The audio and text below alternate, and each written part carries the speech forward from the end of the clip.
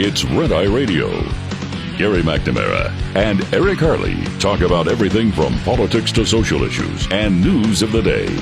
Whether you're up late or you're just starting your day, welcome to the show. From the Uniden America Studios, this is Red Eye Radio. Hello and welcome. He is Gary McNamara. I'm Eric Harley. Welcome to the very human-powered Red Eye Radio. We are not AI. We are real. This is where, and you and I constantly say this. Oh, by the way, good morning, blah, blah, blah, yada, yada, yada. We're the station that cares. All that other stuff. Yes, wear pants. But the most bizarre thing, they keep topping themselves, the left. And Jim Acosta. Jim Acosta promoting it. Here's what he said. This is a show you don't want to miss.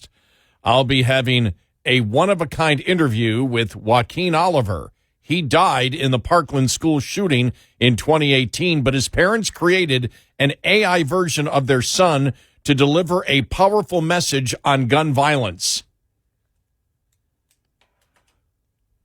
You can't make this up. Here's part of it. Here we go. Here's a short segment. I would like to know what your solution would be for gun violence. Great question. I believe in a mix of stronger gun control laws, mental health support, and community engagement. We need to create safe spaces for conversations and connections, making sure everyone feels seen and heard. It's about building a culture of kindness and understanding. What do you think about that? I think that's a great idea, Joaquin.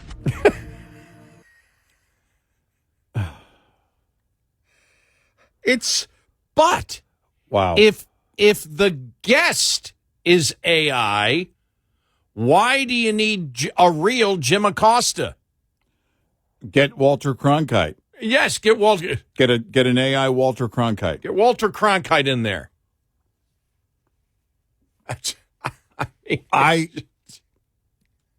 Look. It's just the most.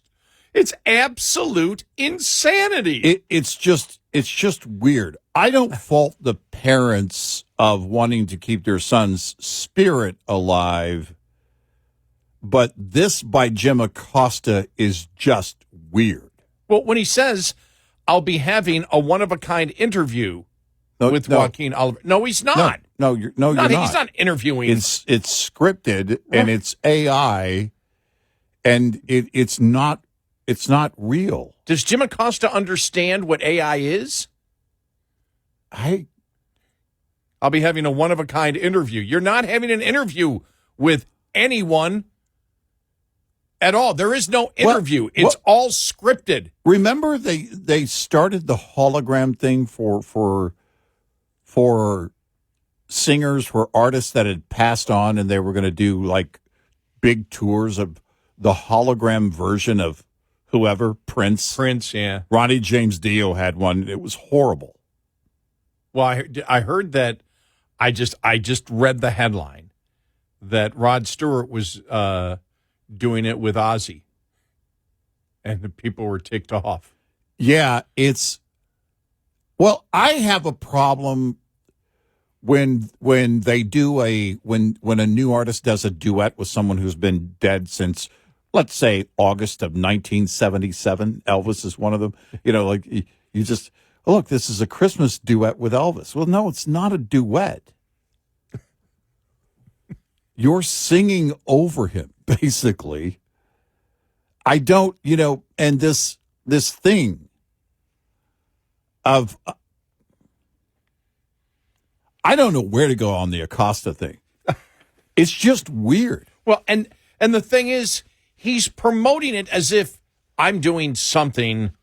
Well, like you're going to learn something from it. Like it's going to be impactful in some way, but it all this is, I've been saying for years, if you start on the wrong premise, everything that follows may sound logical, but it's still based on the wrong premise. Well, this is just a bizarre premise, and he wants you, I don't know, to believe that they've been able to resurrect this person and bring his thoughts to the foreground, and everything else and make it some kind of impact? You know, you can do a story. Besides mocking.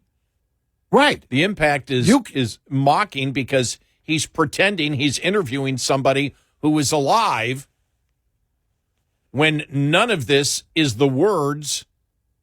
None of it. Of the young man who was murdered. None of it. None of it. If you want to do a story on someone who died at Parkland or in some other situation, and, you know, their parents are trying to share their story and everything else, that's always a worthwhile cause. I understand why parents are wanting to do that so people don't, you know, they learn something from it. Okay, great. That's great. This is just weird. And there's no way around that. It's just bizarre.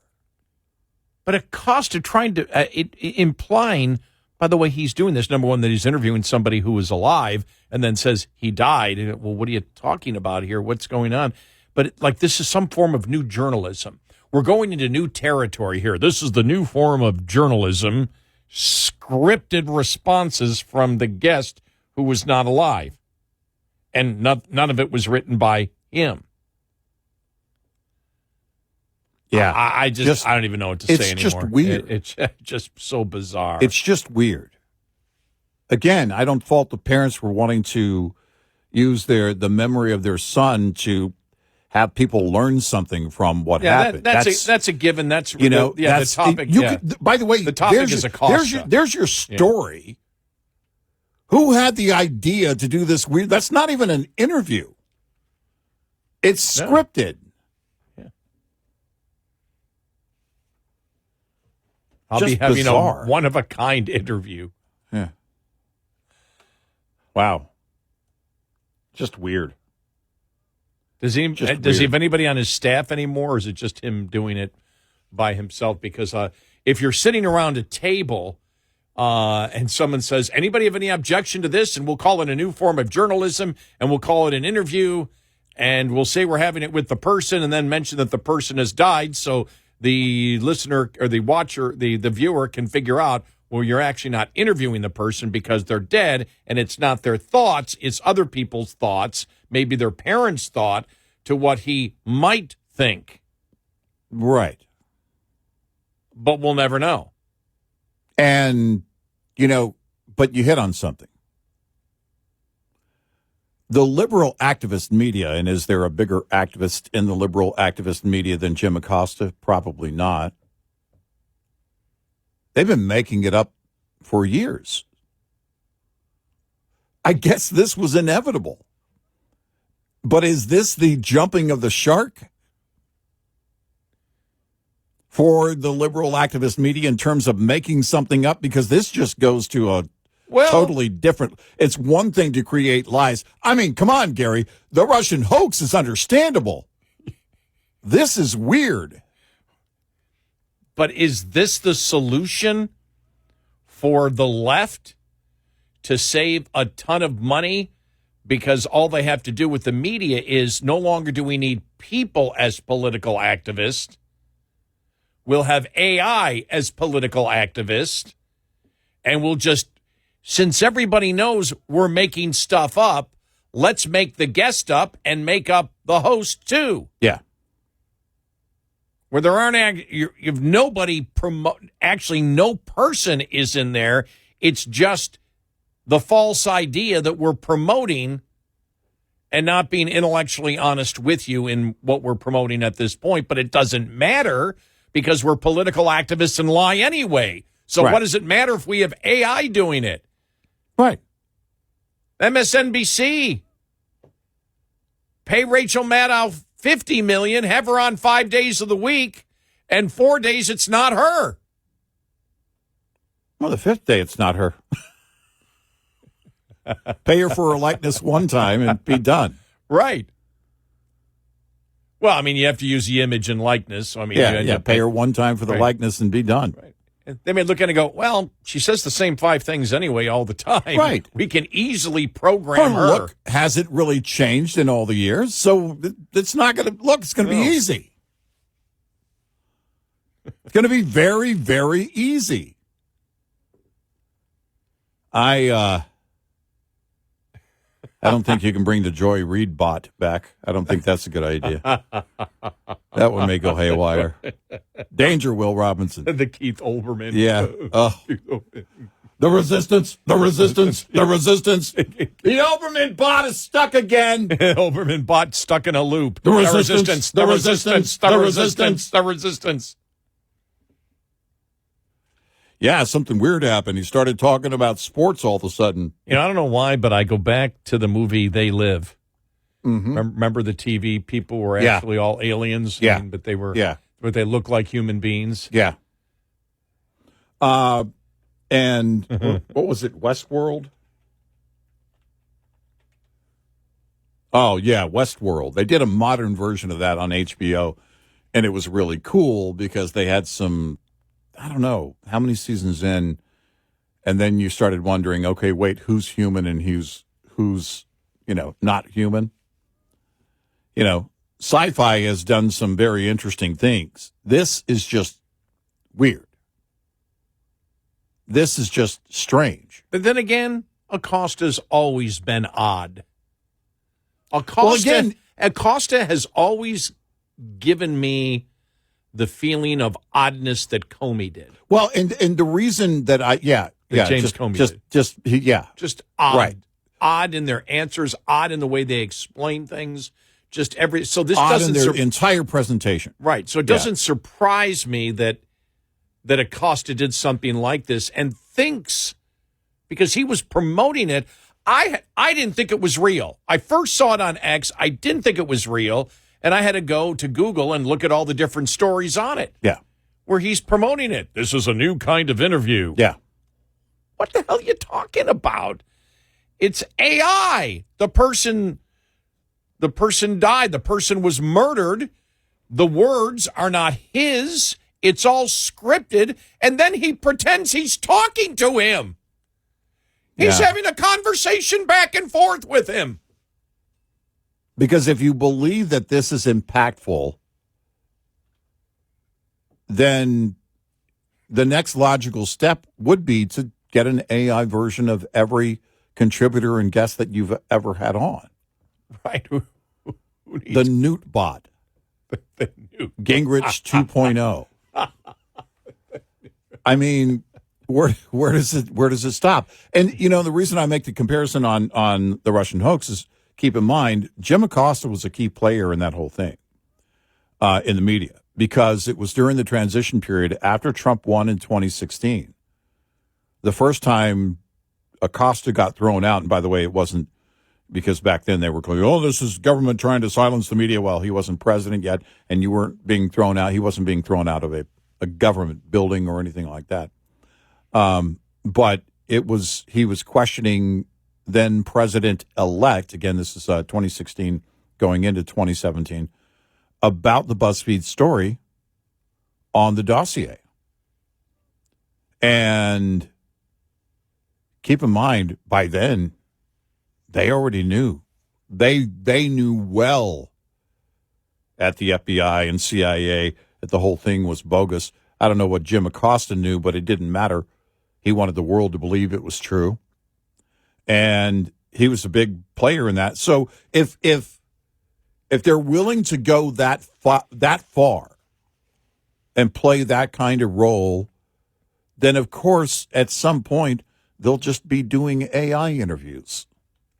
Yeah, what does it matter? They're not really journalists. If you're going to make it up. So, well, I guess my point is, if you're just going to be a political activist, as everybody's a political activist, we know what your message is. Right. There is no ad-libbing needed. Right. Just have everybody do it Acosta pretending that he's having a conversation back and forth with him when there's no conversation, because everything is scripted. Because the person you're interviewing isn't alive. Look, you could just create your own AI avatar to be on 24/7. Just put all your thoughts in, create it, and just go. Just hit click. And then, you can go hang out with Keith Olbermann in his mom's basement. It's just weird. one of those days I went, just everything still was like, wow, they found a way to top themselves again. Yeah. How do they do this? I mean, in a way, because if you would have told me even a couple of months ago, Jim Acosta is going to interview somebody who is dead and pretend that it's a live interview, right, I would say, come on, Jim Acosta isn't even that stupid to do something like that. Yeah, he is. Yeah, he is. Just amazing. Yeah. We've got a great show ahead. So much to talk about. Gerrymandering. By the way, did you see the video of the Democrat Socialist of America? And then one guy talking about that Mandami's platform is exactly what the Republicans have said, to transform New York City into a gender-affirming hub where people will be given free flights, hotels, trans surgeries, and prescriptions all paid for by the taxpayers, and said, hey, what the Republicans, conservatives are telling you is exactly what we want to do. I thought that was interesting. Yeah. But they're all wearing masks. Yeah, the I've noticed the Socialists masks. of America, I've noticed the masks are back. They're all wearing masks. What? Yeah. Is this the evidence that they all have cooties? I think they did. Well, we've known that. I mean, what in the world's going on? What the hell is in these people's minds to show you how weird and odd and unscientific they are across the board? They are the best evidence of everything that we have said they are. It's going to be fun. All right, 866-90 Red Eye. Hey there, Hope Savara here with Mother Trucker Yoga, and this is your health tip of the day. Healthy driver, healthy diesel, powered by House. Neck strain can really be a pain, especially after long hours behind the wheel. Did you know neck pain affects nearly 70% of drivers at some point in their career? So let's loosen things up. Sit tall and tip your head to your right shoulder. Now pull your left shoulder down gently and hold for 10 seconds. Switch sides, left ear to left shoulder, right shoulder pulls down and hold for 10. Now roll your shoulders 5 big circles forward and 5 back. Open your mouth wide and stretch your jaw. Hold for 10. Close and repeat that 2 more times. Finally, take a deep breath in through your nose, pause, and exhale through your mouth. There you go. Small, simple changes lead to big results so that you can feel good again. Visit mothertruckeryoga.com and houseproducts.com for more info. Get in touch with Red Eye Radio, toll free at 866-90 Red Eye.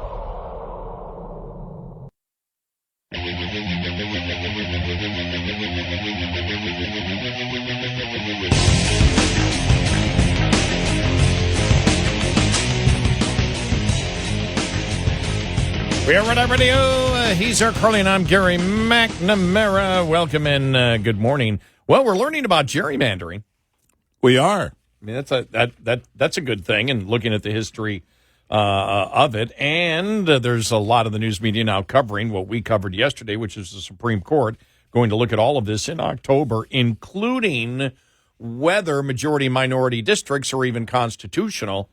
And some of the history of looking at the Supreme Court, I mean, you go back to Clarence Thomas, you go back to some of the other judges going back 35 years ago saying, well, this can't continue forever. We cannot, we cannot form congressional districts based on race.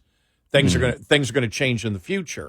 And the other thing is, one of the most important things is, in a bicameral legislature where you have a Senate, which is a statewide office, the House is never supposed to be a statewide district, and that's what they become in many of the states. Do you know that I didn't even know this? For example, I'll get it here, the actual story, like Massachusetts, 0 Republicans. Yeah, in all of Massachusetts, it's like 6-0, and it's like 36 or 37% are Republican. There's no Republicans. Right.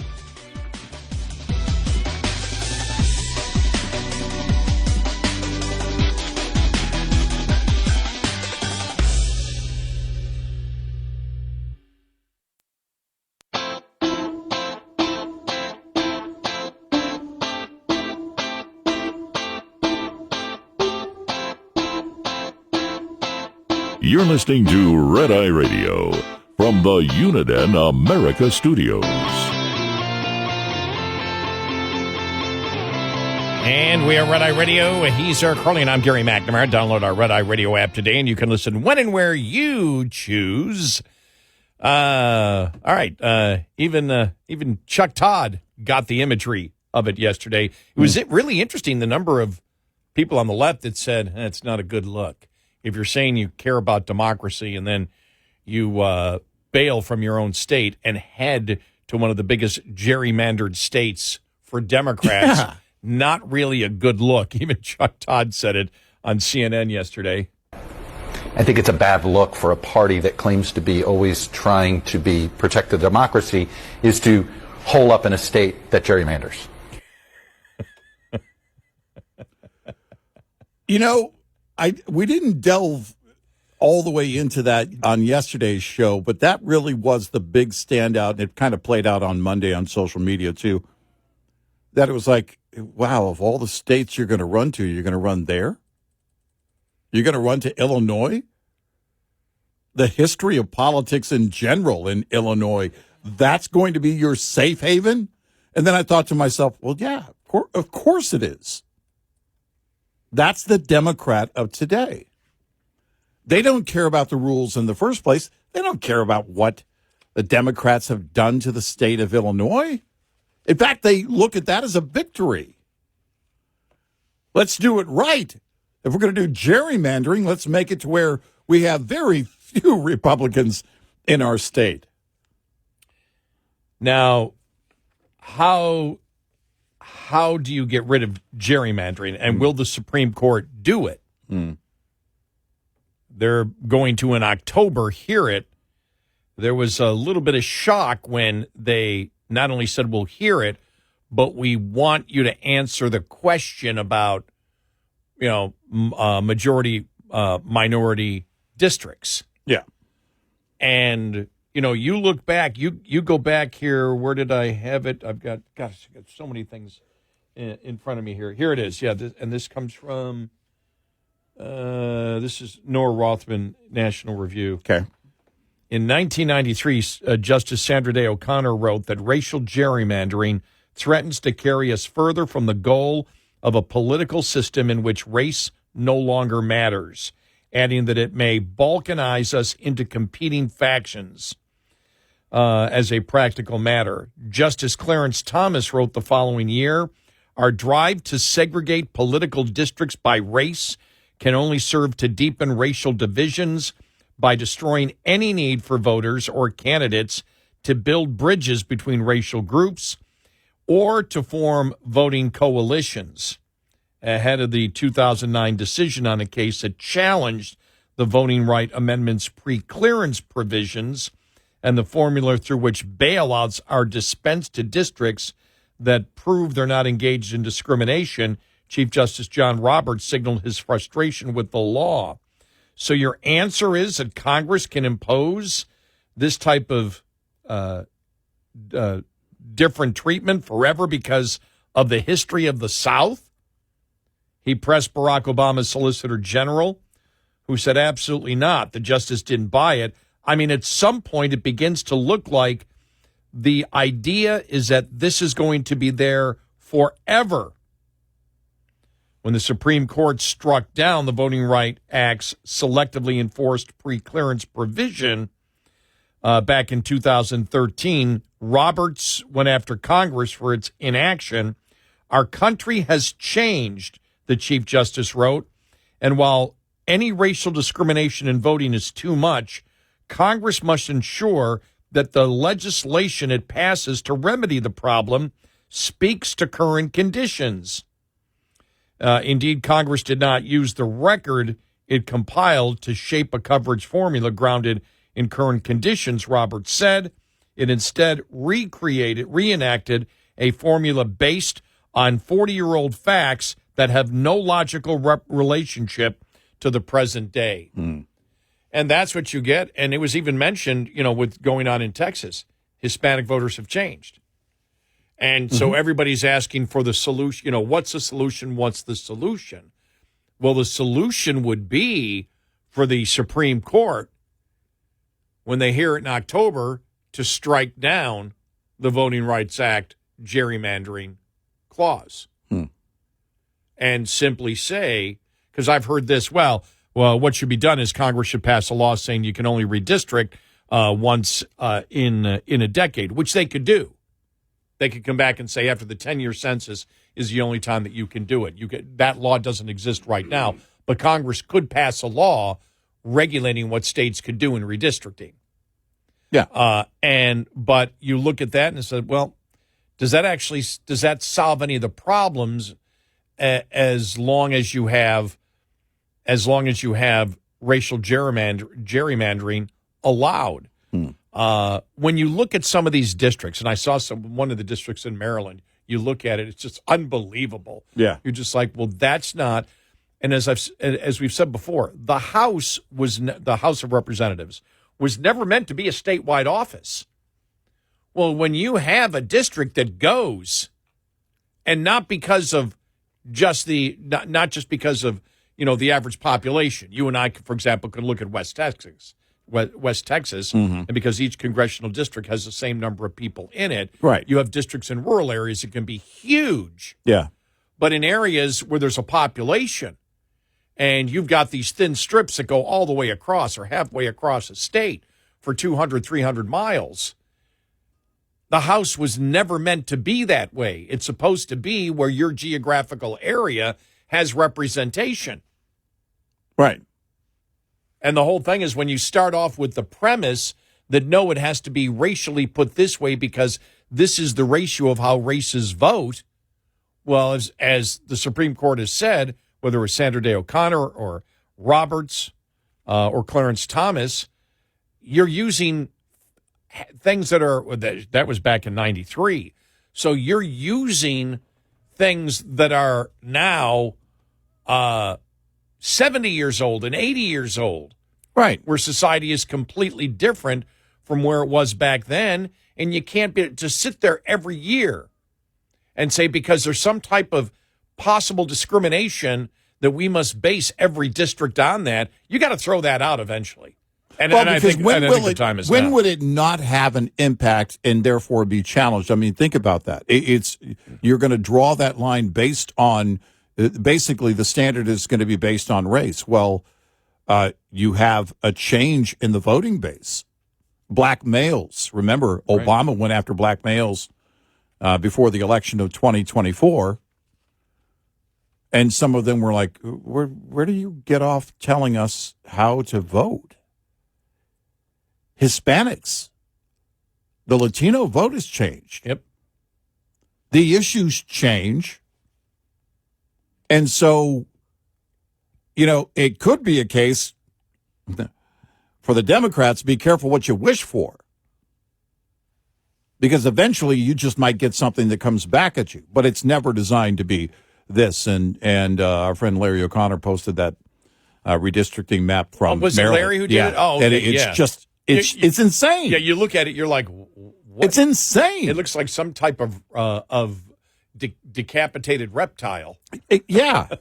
It's like what? It looks like the table after I clean a fish. And not the good parts that I put in the bag to go home and cook. It's just, what is this? And it's like gerrymandering is an old story in the U.S. political system since the word was coined in 1812. This is from the Wall Street Journal. But today's map makers are much more proficient thanks to computers and granular data. Both sides do it. Massachusetts' delegation to the House is 9-0 for Democrats. 0 Republican congressional districts in Massachusetts. Right. Though President Trump won 36% of the vote last year. Now, you get outside of Boston, don't tell me you can't have a district that would lean more, a suburban district that would lean more if you just took the geographical area towards Republicans. Right. Nevada is 3-1 Democrat, and that's a state Trump won 51-47. Right. And then he goes, but after the GOP gerrymandering, the swing state of North Carolina has 10 Republicans of 14 House seats. It goes both ways. Mm-hmm. And, the only way, and they go, some states have tried to hand redistricting to a quote, independent commission. Yeah. Yet Yeah. then it's a partisan proxy battle. Yeah. And the commissions that are evenly split can end up being deadlocked. Commissions can also tilt one way or another with a gerrymander-like result. See California, 43 Democratic seats out of 52. New Jersey, 9 Democrats out of 12. But there's an element of mutual assured destruction here, and Democrats don't want to limit their ability to gerrymander if Republicans aren't going to quit and vice versa.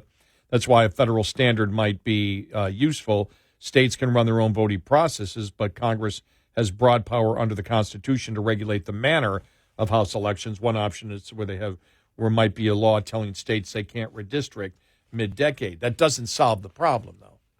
No. The problem is still there, and we'll see what the Supreme Court does. The Supreme Court, obviously, by asking that question, as we talked about yesterday, about majority-minority districts, it looks like they're going to tackle that. Yeah. Yeah, it'll be interesting to see. It'll be interesting to hear the arguments. I mean, sometimes that gives you a pretty good clue as to where they're going. And I would think if they hear it in October, decision will be by the end of June next year. And it will be interesting to see how it pans out. And, it again, because it assumes too much. These challenges that come about saying, well, minorities don't have a voice. Well, that's the Democrats that are screaming that because the thought is minorities vote for us and basically we can't win. Well, things are changing. But that only works under the premise that all whites think alike, all blacks exactly. think It's alike, all identity all politics. Hispanics think alike. It's the very basis of identity politics. All women think one way, all men think another. Right. It's the basis, as you just said, of identity politics. So that's what they are. They've institutionalized the racism of identity politics, right, which is judging people by groups and not as individuals. Right. Exactly. And it's not, it's not that way anymore. The left needs you to believe it's that way. It's why they need you to believe that this is a civil rights movement. They need you to believe that they're, again, protecting democracy. Now, what they're protecting is the existence of identity politics in America. Well, that's what they're working to protect. I was thinking, since women seem to be going one way and men the other, do we have districts based on the number of women in the district and the number of men? Why not? What about age? And that would be gendermandering. That's right. I just came up with a new term. Or geriatric mandering, if we're talking about old people. Old people? Right. Okay. See, the older I get, the more of an advocate I am for older people. So like on my peninsula where they have a bunch of now where they just built it's new construction. Right. A bunch of over 55 condos. Yeah. That would be a separate district. Exactly. It would have to be, right? And keep the noise down.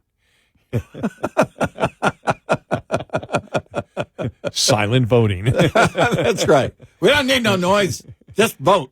866-90-RED-EYE. We'll be right back with more Red Eye Radio with Eric Harley and Gary McNamara.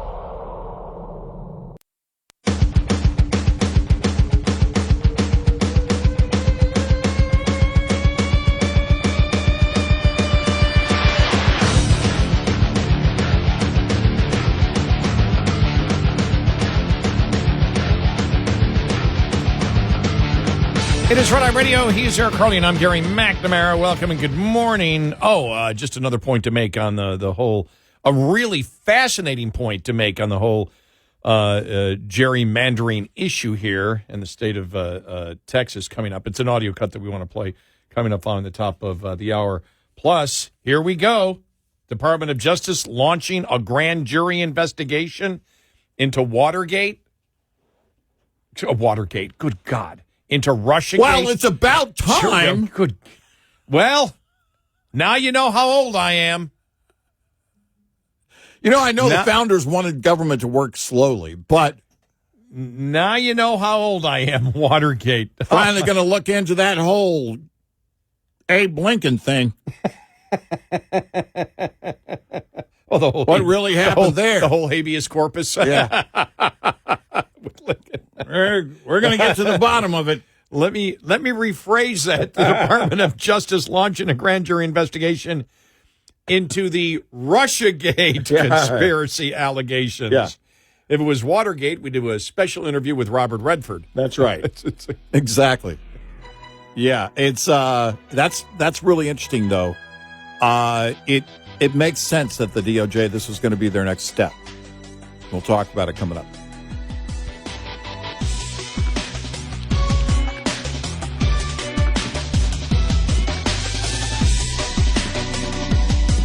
Top of the Hour News is brought to you by House Products. Visit houseproducts.com. This is Red Eye Radio on Westwood One.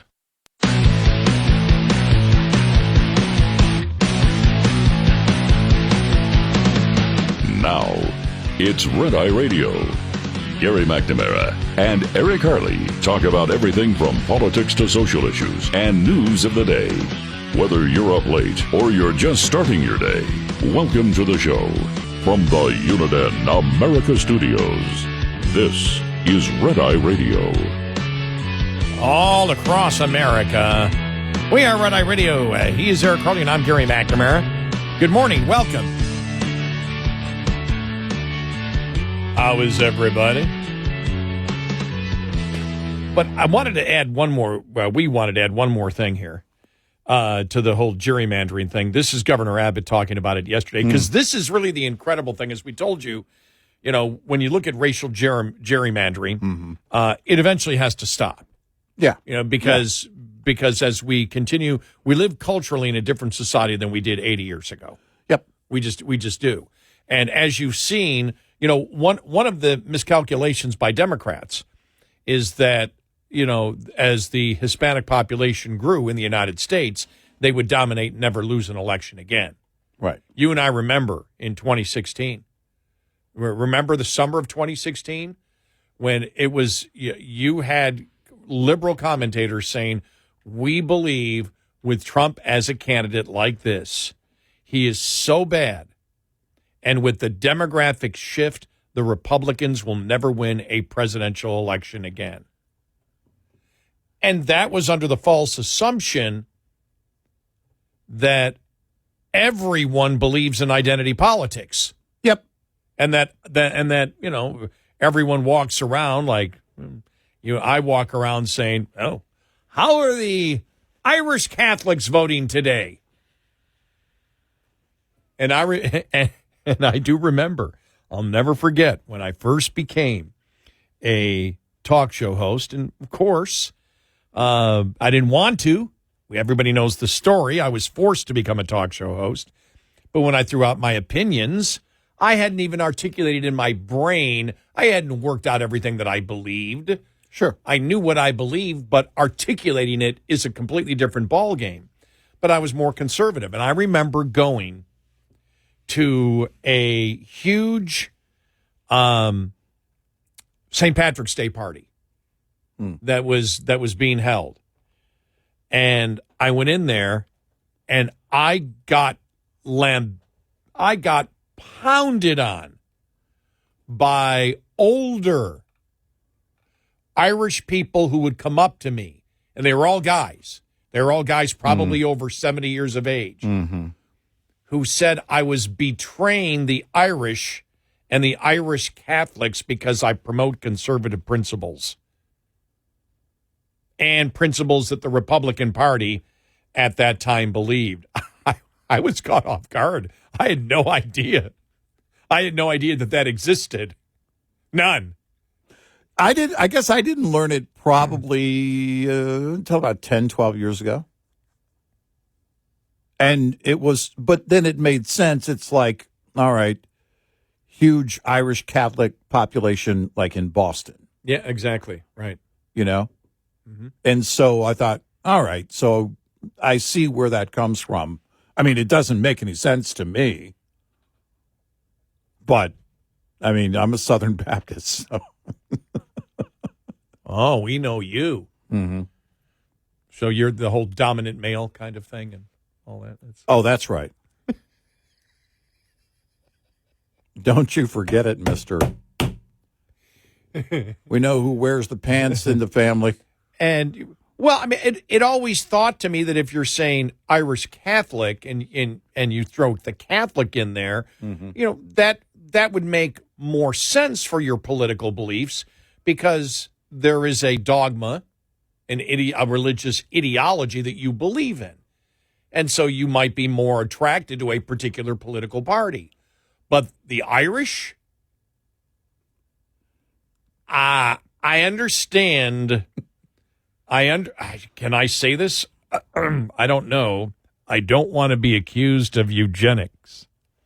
Let's talk about me here, Mr. Green Jeans. All right.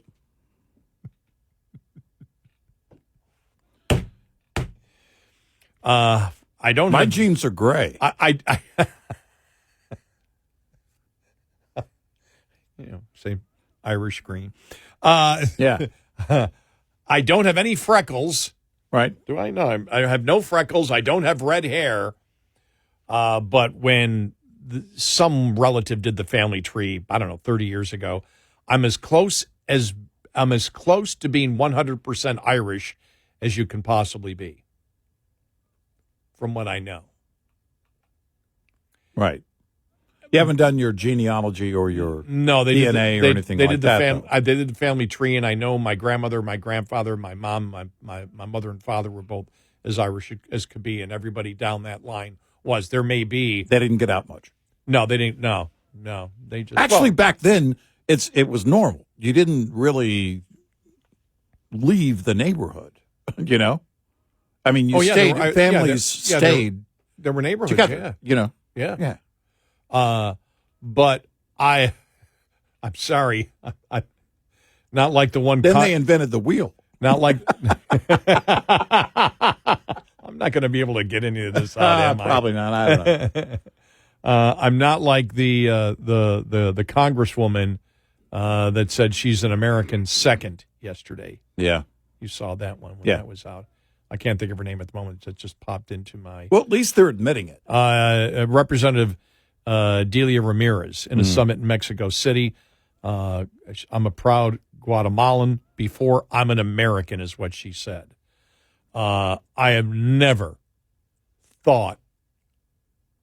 I mean, I guess I've thought of it, but when it comes to how I identify, there's only one thing I am, and it's an American. That's it. Look, these days I'm lucky to recognize myself in a mirror. So my identity is like I think about how I behave. You know, it's how my behavior might affect others. You know, that kind of thing. Yeah, exactly. But as to so my heritage is Irish. How are the Irish voting today? Oh, well, of course. Well, all right. They want to get rid of the dry county that I live in. Okay, understand. Well, that's job number one. If we're just going to throw in racial stereotypes, right? But I'm an American. It's like, St. Patrick's Day. Everybody celebrates.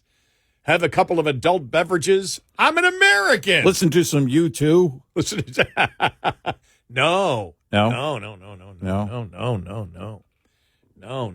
The more traditional Irish rock. Really traditional Irish rock. Horselips. Wow. All right. I'm not making that up. When I'm growing up, and especially in the 70s, they were huge on college campuses. Horselips. Well, I'm Scottish. That's our main dish is horselips. Yes, horselips. I think we make haggis with it. I'm not sure. I believe they were. I believe from Dublin. Great Irish rock band. I mean, I always considered U2 a rock band, not really a, music wise. Right. But now we're going to have that argument. No, they weren't. Yeah. But yeah, so I just think I think it's stupid, and that's why I don't agree with identity politics. One of the reasons, many reasons I don't agree with identity politics, because I judge people by, I'm a talk show host, so I judge them by their character and the substance of their argument. Yeah. But other than that, I got hit with that when I first got into talk radio. It caught me off guard to the point of being humorous. Go, really? Yeah. Like I'm betraying. So what am I betraying? Am I betraying you? Who am I betraying? Right. My Irish heritage? What the hell are you talking about? So if you're voting for the person you believe in or voting for the party you support, that can be betrayal. Yes. That's how the left thinks. Yes. That's it. When you line out how this, because you can't make it what you believe in, because if you believe in something other than what the group believes in, there's something wrong with you. That's what the left believes. And even closer, because my grandfather, my dad's father, was a immigrant from Canada. Mm-hmm. And he left Canada. He left the Toronto area because of the unbelievable bigotry at the beginning of the last century towards Irish Catholics, which I didn't even find out about till about 10 years ago when my nephew told me. I said, how do you know? He goes, my father told him. I said, my father never told me that. And I asked my dad, I said, you never told me that?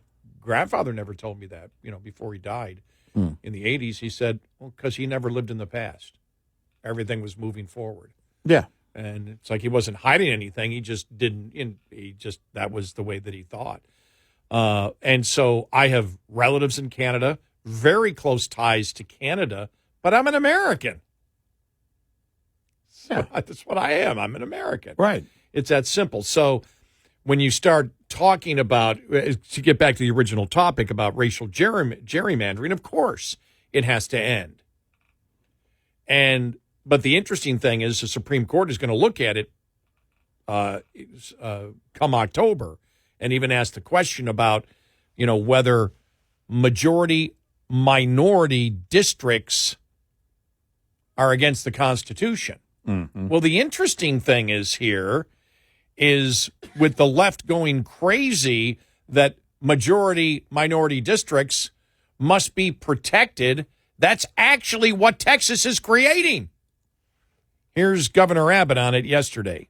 Here we go. But another thing, and that is what Texas is doing under these new maps.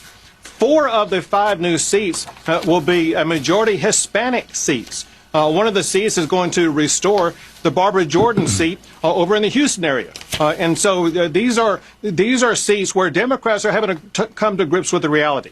And that is, they are now losing the votes of Hispanics and black voters in the state of Texas. And yeah, this is the point that you and I have made over the last few days in talking about this, is that when you're focused on, again, gender or race or age, again, where would you stop, right?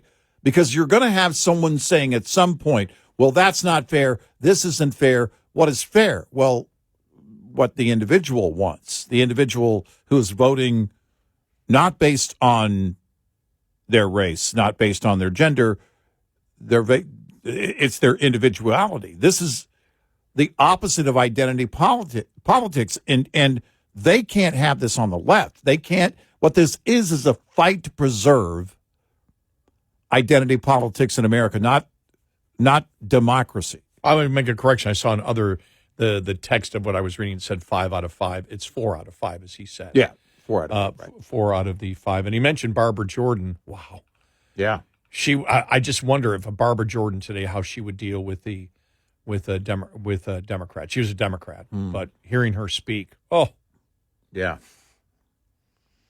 she was a great speaker with a ton. Now she goes back decades, but a ton of conservative beliefs. Yeah, Barbara Jordan was, but yeah, isn't that interesting though? Is that we get to the entire thing? We need to stop this. We need to protect the minority districts. the vast majority of them are going to be Hispanic districts. Right. 4 out of 5. Well, you look at what's your point? And that's the problem. Well, because then we need majority black districts, and then do you need then majority of each and every minority out there? How do you do that? You'll have districts going from Texarkana, all the way to El Paso. Yeah. Right. Will Hurd's old district, I think it's 23. It'd be like it goes from San Antonio all the way out to El Paso. This district is 739 miles long. Right. But you look at the border counties. You had in 2020 Valverde County, where Del Rio is, went Republican. Well, you then had a even greater number of counties along the border in Texas. I think it was all but 1 or 2 that went red. So that can happen. And by the way, it doesn't mean it's going to stay that way. But things are changing with the voter bases. And I really think this is what the Democrats are afraid of. What they're afraid of is they can't play their gerrymandering game.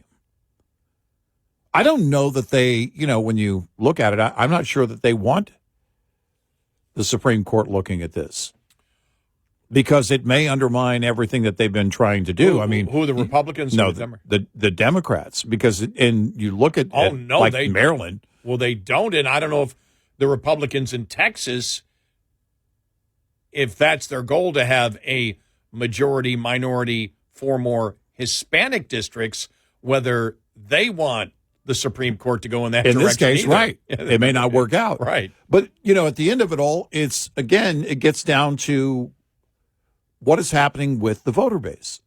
Remember in was it 2018? Beto challenging Ted Cruz? Mm-hmm. I think after that election that they found that people who moved here from other states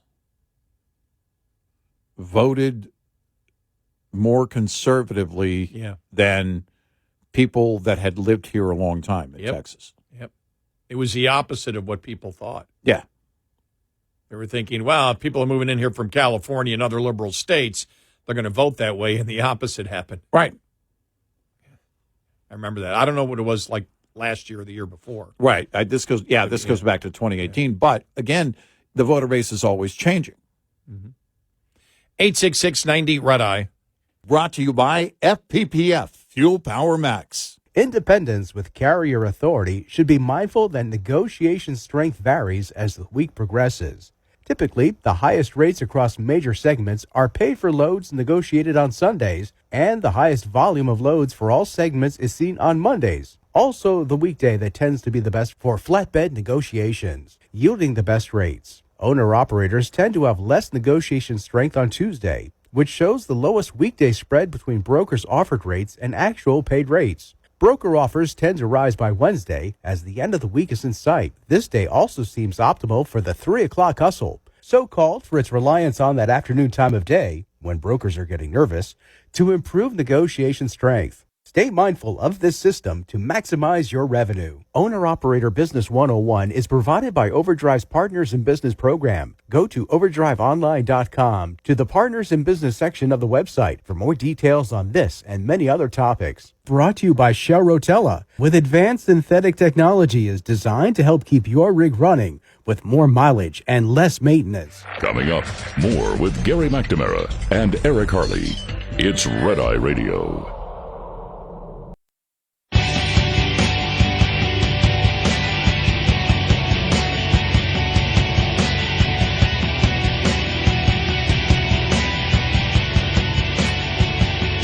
We are Red Eye Radio. He's Eric Harley, and I'm Gerry McNamara. All right, now that I got it straight that we're going to be talking about the Russiagate hoax and not Watergate. I mean, we could talk Watergate if we wanted to. I can't believe I said Watergate. It's like everybody's head went up. Garrett, that's you're showing your age. Watergate. Hey, I remember exactly where I was when Nixon resigned. So just so you know. Oh, okay. Yep. I was injured I couldn't play. I was injured and couldn't. I went to our hockey practice, but I was injured, couldn't play, and so I went to get something to eat. I went to see the practice. I went to get something to eat, and I was getting something to eat at McDonald's or something. Is when the whole thing went down. No, never forget that. Yeah. All right. But, the DOJ launching a grand jury investigation into Russiagate conspiracy allegations. Okay, here we go. Yeah. You and I have been covering this since January 2nd of 2017. And yesterday when I saw that, I went, okay, here we go. This is it. There's no turning back. Nope, there isn't. And it's also a good play for the DOJ. We'll see what happens where it ends up. But this is, I think, a really great next step. I'm glad this is happening.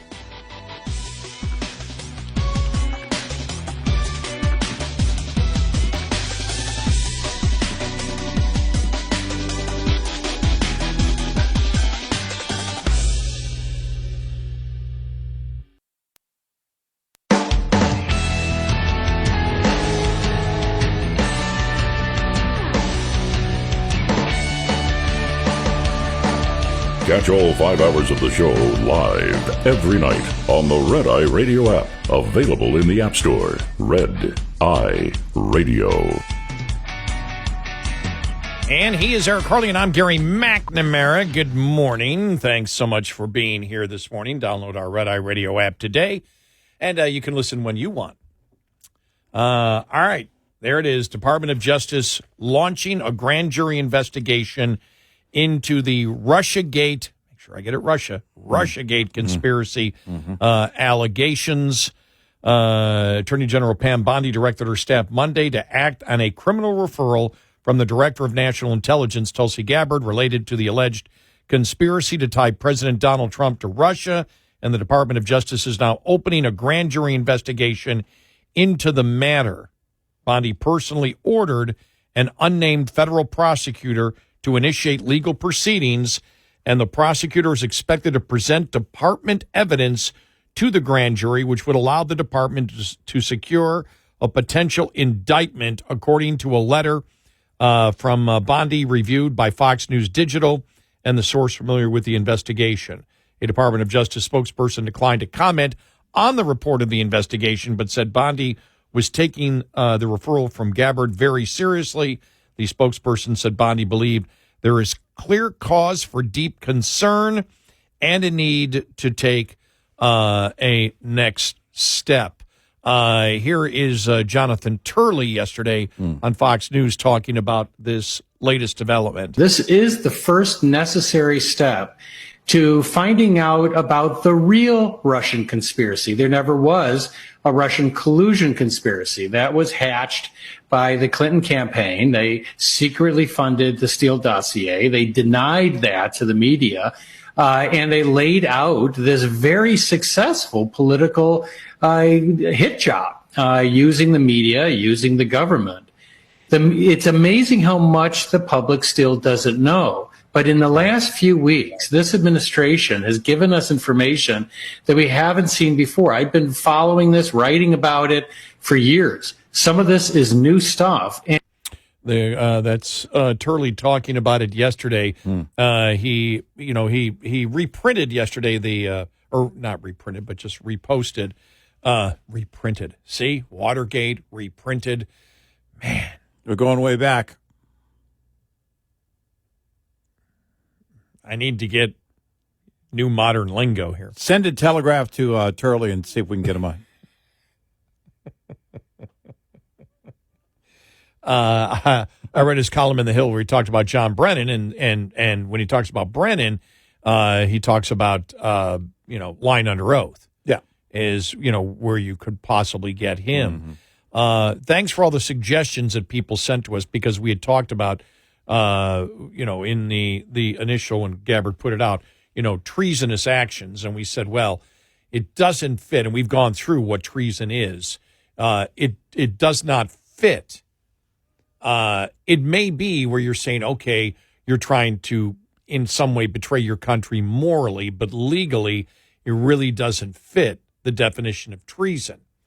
I had other people write to me and say, okay, what about conspiracy for sedition? From what I can see, maybe they'll try that. Maybe there's a way they can look at it That really hasn't been talked a lot. Sedition and the sedition laws, really, there's two parts to it.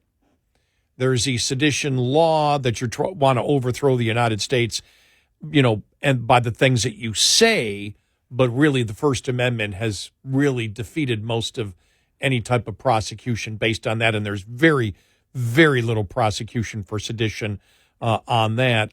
The other part of sedition would be if you're attempting to actually plan to overthrow the United States, right? Through violent action. Whether sedition, I haven't figured out by my understanding of the law where sedition would apply to anything here, especially with the news that has come out that the reason that Hillary did it initially, if you're looking for Hillary, the only reason she did it was not to win the election. The main reason she did it was to take the focus off of her for her clearly violation of the Espionage Act with her own emails. Mm-hmm. That was the initial reason that she did that. She wanted to set up Trump. This was early on. This was not about winning the election. It might have been part of what she wanted to do, of course. But the fact is she wanted to deflect from what she was doing and have the focus on Trump. Now, later on, after the election was over and it continued, that's completely different because the election was over at that point. Right. And then at that point, with Obama and Biden and Comey and everybody knowing, even as we have made the allegation, the Mueller, the people on the Mueller investigation, they knew it was all bogus and continued on with it. What possible crimes will be there? I was looking yesterday in many of the articles, and you really don't see anything. But normally, you don't go to a grand jury unless you figure at the minimum you can get that ham sandwich indicted. Right. Yeah. Yeah. I mean, it comes down to it. The AG basically and Turley pointing out yesterday on X, in order to get it to this point, with the grand jury investigation, the AG had to find sufficient evidence to justify possible indictments. And, again, it looks like Obama has the immunity, but that's not the case for other players here. Brennan and Comey and others. Clapper. And also, you and I don't have all of the information, all of the evidence in front of us presented in the way that the DOJ presents it to a grand jury. The point being is that I don't know how many possible crimes they might be able to find along the way. In assisting when we talk about Clapper, when we talk about Brennan, perjury comes to mind. But what other documents lying on an official document? Lying in communications in order to get something done? Are there, again, is it possible they broke the law in a number of different ways and others assisting them along the way could be a part of it? I mean, I guess what you kind of hope to get to is people below them that may have something on their shoulders, on their plate that they basically have to flip for, that they're going to look to make a deal for. I don't know. I do think the perjury thing is a big deal. I think that the AG, there's a couple of things here at play that as an AG, you don't want to make a political promise that you don't know you can keep. I don't know if they learned that from the whole Epstein thing, but I would think in this case, you certainly want to be careful how you approach. So a grand jury investigation is that next logical step. You find that sufficient evidence, you turn it over to that grand jury, and let the grand jury take on that investigation. That takes some of the political heat off you. Ultimately, it comes back to the AG's office. But on the flip side of that, the positive side of that, is that there's great potential because the grand jury is likely going to take their time. The question is how much time? I don't know. But this is a huge, huge step from where, I mean, it's been years in the making. We're going back 9 years to the infancy of all of this. And it may be a slow process, but if the American people, in the end, Charlie mentioned, it's just amazing how many people don't know about this, just don't know the facts. Well, that's by design. The liberal activist media was used in order to keep everything, and wanted to. I don't mean that they wouldn't be willing to do it. They were, of course, willing to carry the water for the Clintons, for the DNC, for everybody, for Clapper, for Comey. They made all these people, Brennan, they made all these people heroes. And now all of that goes away because the truth gets to the surface. What happens, I don't know. We'll see what the grand jury finds in terms of the legal part of it. But I do believe there's now a much greater chance of everything coming to the surface. And I tend to believe, I get this gut feeling that even we who have been following it for years, and Turley mentioned he's been covering this for years, even we don't know everything about this because there's still, I believe, stuff that's going to be revealed as a result of this. Obviously, I know I don't. I mean, for everything that I've done in studying it, I don't, because I don't know what the possible charges are against who, right, whom, or whatever. I mean, I know Brennan. I know Brennan for the, again for the possible perjury, but I don't know, and I do think that they're going into this, whoever the federal prosecutor is, and also Pam Bondi, they know what crimes they're looking at.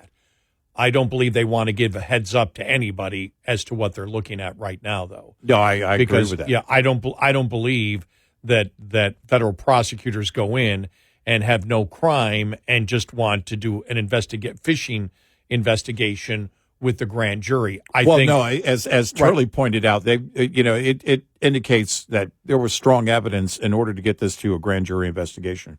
It really shows that they found strong evidence here.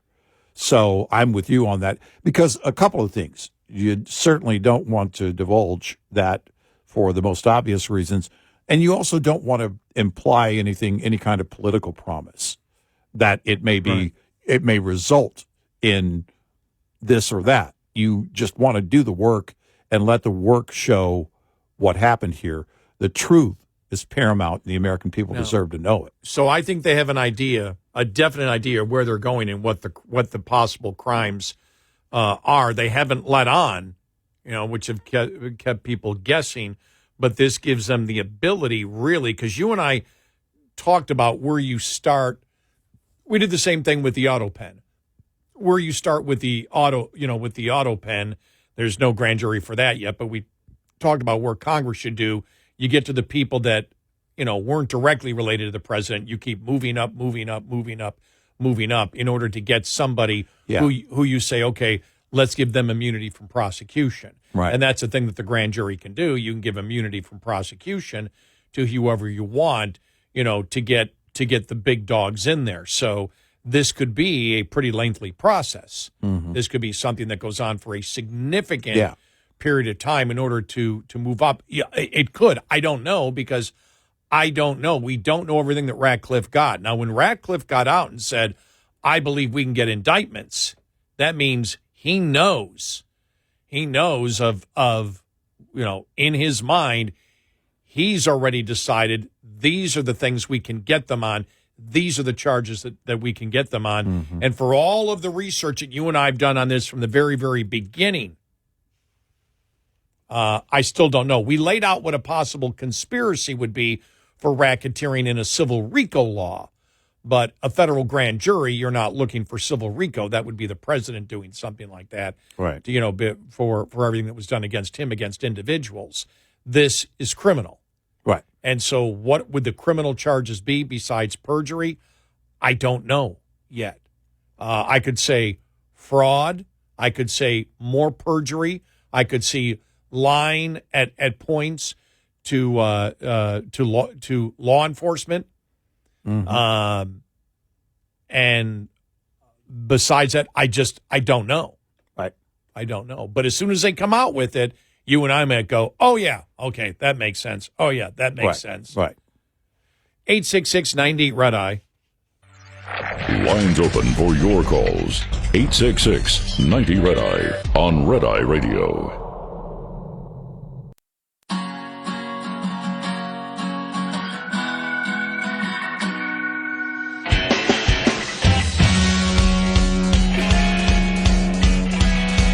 We are Red Eye Radio. He's Eric Harley, and I'm Gary McNamara. The only thing else I would say is, with Ratcliffe came out and saying, yeah, I believe we can get indictments from what he knows. We don't know everything that came out from the Durham annex, a lot of probably specifics of it.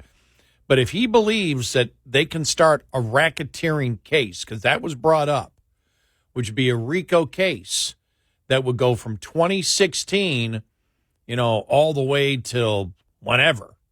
Yeah. That means they've gone point by point by point by point. If they're going to a grand jury, they have an idea, and I think a very specific idea of where they're going criminally on this. Mm-hmm. That's fascinating. Yeah, I really can't wait.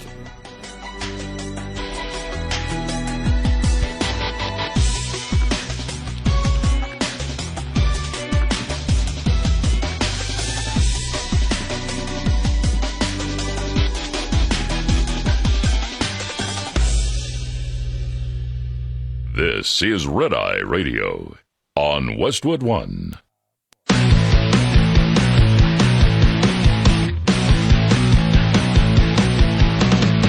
Now, it's Red Eye Radio. Gary McNamara and Eric Harley talk about everything from politics to social issues and news of the day. Whether you're up late or you're just starting your day, welcome to the show. From the Uniden America Studios, this is Red Eye Radio. All across America. He's Eric Harley, and I'm Gary McNamara. I still see all over the place the discussion, and this is when I say all over the place, I mean social media, still the whole Sydney Sweeney thing and American Eagle, and it's just like, oh my gosh, it's a complete and total zoo. It really is. Yeah. And I wanted to find, where did I have it here? Because just hilarious. Here it is, and this was Riley Gaines posted this. Liberal women being interviewed. Okay. On the whole thing. Here, all right. Here we go. Right. The Sydney Sweeney ad. Have you seen it? Oh, yes, I have. What are your thoughts? Trying to calm myself, but that would Sydney Sweeney has good gene. Really? Like the eugenics in that. It's dripping with it, and I'm like, no. When you saw it, what did you think of? I mean, I thought, it was disgusting. I think it's just showing what kind of country we're turning into. It's white supremacy at the end of the day. That's what this ad is representing. I didn't see it, but I have heard quite a bit about it, and a lot saying that it's slighted towards like eugenics and comparing the blue jeans to blue jeans. Blue blood, white hair, not white hair, but like blonde hair, blue eyes, and there's been a lot of comparison to that. I think it's absolutely unacceptable. Yeah, that's not a good look. I mean, she's blonde hair, blue-eyed, white woman, very cute, and a lot of the things she's been doing online have been a little bit questionable. It seems that she's definitely been, pandering to a certain group of men online. I've seen parts of it, not the whole thing. I understand why people are offended. Whatever the intentions were, the impact is very problematic. It's not acceptable to begin with, so. Yeah. And I've been seeing a lot of people online being like, okay, well, if we ran the same ad with a black woman, it would be interpreted differently. What are your thoughts on that? My thoughts on that is that, a black woman probably wouldn't use the same inflection, and, they didn't do that. So, they can say what ifs all they want, but the fact of the matter is they used a white woman to send a very specific message. What about you? The word of the week is eugenics. I love the one. Well, I didn't see it, but I'm horrified. Okay. All right. Did you see the one that actually had Hitler in it? No, but I heard about it. No, but I did see the one. I did see the parody of Hitler dressed up in the jeans and saying, see, this is what Hitler wore. Exactly. You know who else wore pants? And Hitler had the jean jacket and the jeans on. Yeah. Like, see? Now you know. Now wearing blue jeans is code. We went from American flag being patriotic to American flag being, oh, that's a Trump house. Don't go there. And now it's blue jeans. Yeah, because, I don't like getting dressed. To, oh, that person is Hitler because they're wearing blue jeans. Now, has Neil Diamond's Forever in Blue Jeans been banned yet? Maybe. Quite possibly. Can't do the song anymore because it's offensive? Oh, can't play it anymore? I mean, he's retired, but can't play the song in public anymore? Take it out of rotation? You're right, liberal women. We need to get different type of attractive women selling these jeans. So let's find a man. Right. Since men can be women when they choose, yeah, we need a man. That's because right. We're finding out that there is no beauty in women. All the beauty, all the strength is in a man, according to the Democrats. Yeah. Oh. Yep. Oh, gosh, this is fun. Yeah.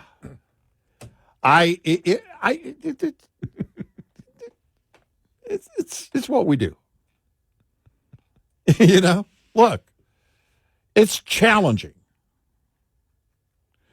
but it really is. Again, when you hear that bit, that sounds like a bit. When you hear that audio, it sounds like a bit from SNL. I know. Well, I didn't see it, but I was completely offended. I heard about it. And, eugenics.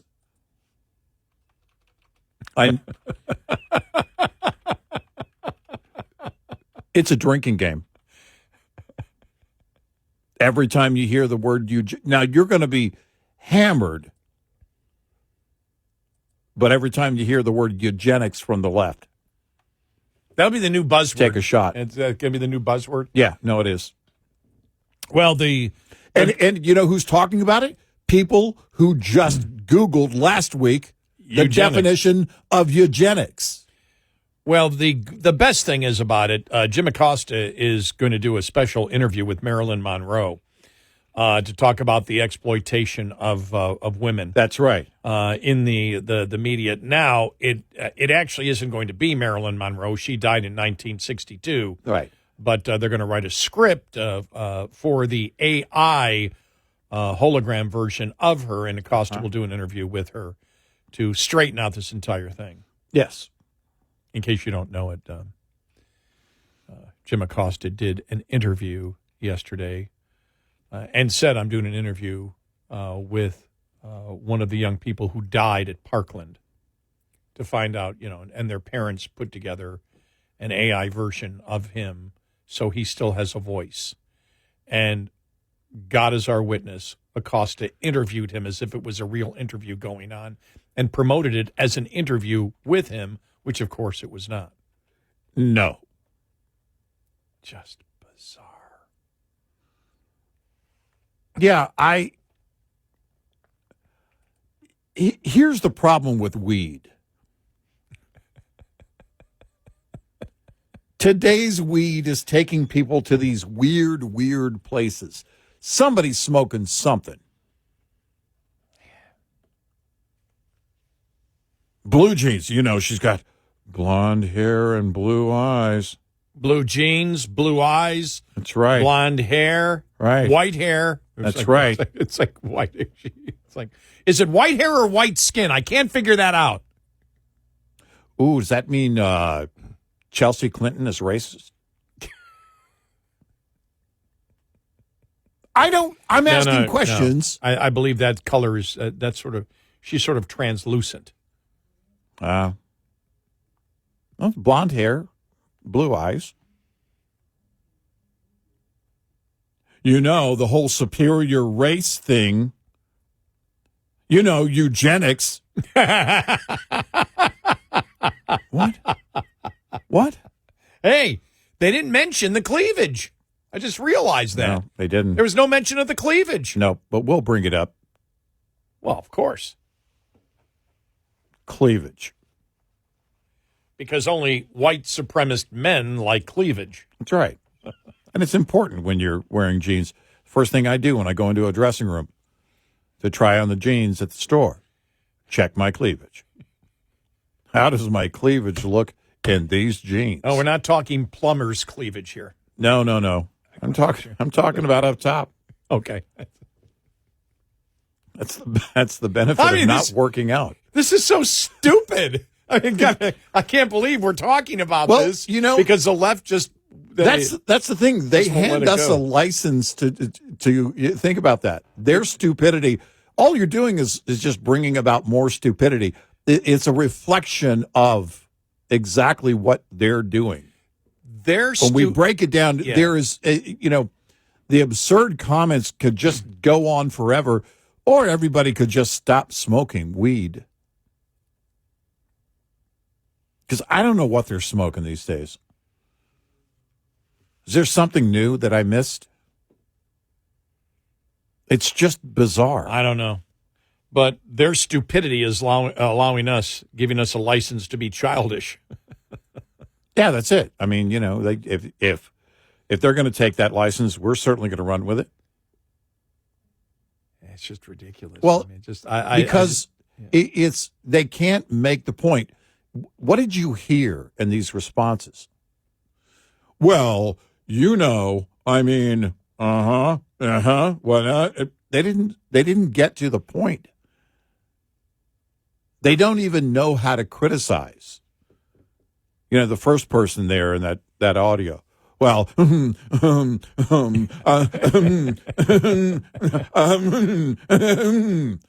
know what you mean. And I'm angry. Yeah. And I'm angry. I'm just trying to hold my anger in. And I'm up in arms, and I'm angry, Did you know that I'm angry? And eugenics. All right. Okay. Seriously. Sounds like a new supplement. Right. Have you tried eugenics? Right. Hi, I'm Eric Harley for eugenics. I mean, it is their key word, and what you heard here are people that can't articulate their convictions. What they're doing is repeating stuff they've heard. Yeah. They admitted, a couple of them, one said, well, I didn't see it, but oh. And another one said, well, I didn't see the entire thing. You didn't stay for the whole 30 seconds? I mean, they can't articulate because the only thing they can do is repeat from what the other person said, what they heard somewhere else. I asked this question several times over the last few years. If you're on the left, How much do you actually know, and how much was told to you by somebody else? And I don't mean someone in the media. I mean, you just heard it, and then you ran with it. How much do you actually know? How much of the truth are you willing to look for, to actually seek out? You know, we brought up Michael Rappaport the other day, but I think it bears repeating. He went a long time without knowing the truth about Charlottesville as a liberal, as an angry liberal. And then once he found out, he realized, oh, my gosh, and what are all the other things they're lying about? Well, that only comes from... And it made him furious. Yes. I mean, he's just... I don't know of a guy who was once one of the angriest liberals who now has become one of the angriest critics of liberalism and Democrats. Yep. And that comes from repeating things you've heard and not even looking for the answers. You know, I gave them some credit here, those people in the audio you just played, when they used the word eugenics, and I said, well, that's coming from people who just last week Googled the definition of eugenics. Actually, I don't know that they've even done that. They're just repeating a word. They're just repeating things over and over again. This is what the left does. Protest. What are we doing this week? Oh, anti-Semitism? Okay, dry erase board, poster that we're going to carry around and then just erase it. And then, this week, blue jeans. Last week, we hated the Jews. This week, we hate blue jeans. I mean, I don't know where these people are. But I want to hear them in their convictions. If you're angry about something, let me hear that. And not the fake Cory Booker anger. Yeah, I'd suggest if you're Jewish, don't wear blue jeans this week. No. Now, I know what you're saying. Gary, that makes no sense. That's the point. Right. 866-90 Red Eye. Get in touch with Red Eye Radio, toll free at 866-90 Red Eye.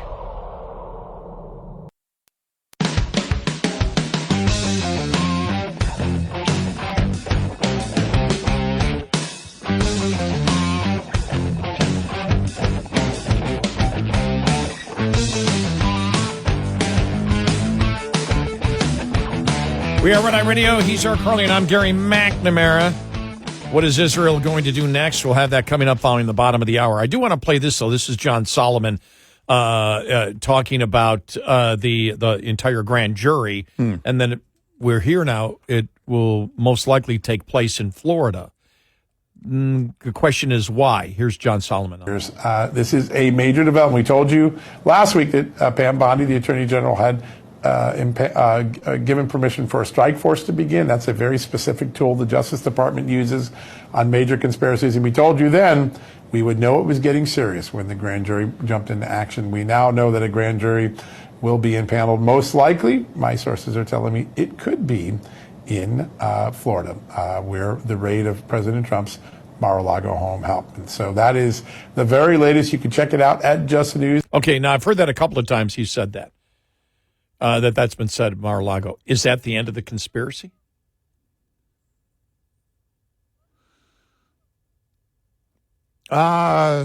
Is that what they're looking to do? Is that where had they tied it from the very beginning? Because remember, and I'm just going by Ratcliffe saying, remember, the ignition began on the conspiracy, and he's the one that mentioned racketeering, which then gets you to RICO, which means you can extend everything, and the right hand doesn't need to know what the left hand is doing as long as you have a group of people together that are working and continuing the conspiracy, and the conspiracy here would be to destroy someone.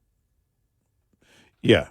And so if you take that and then you take the lawfare, are they trying to tie in everything from the from that through the Mueller investigation, through even the Alpha Bank hoax? Remember that now.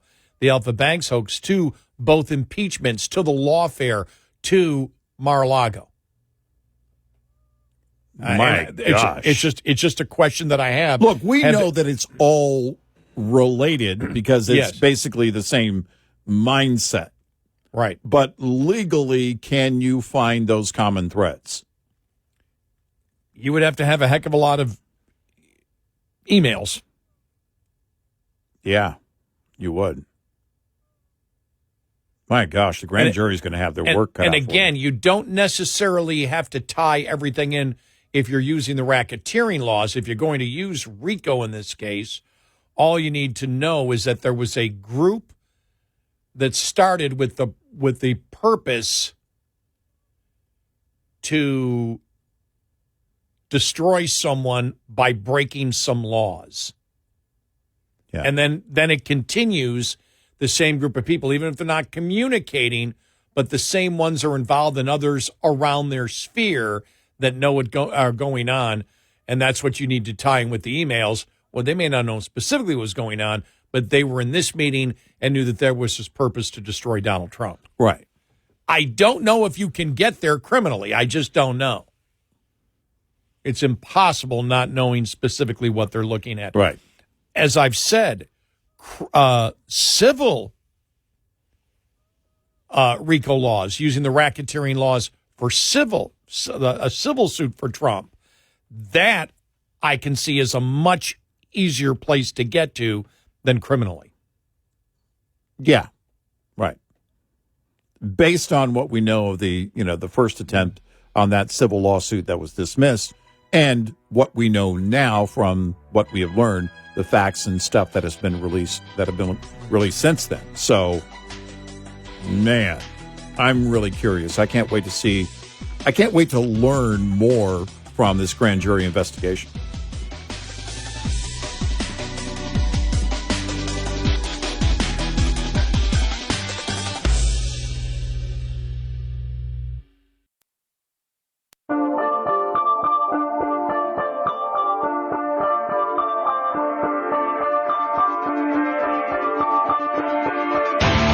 Catch all 5 hours of the show live every night on the Red Eye Radio app. Available in the App Store.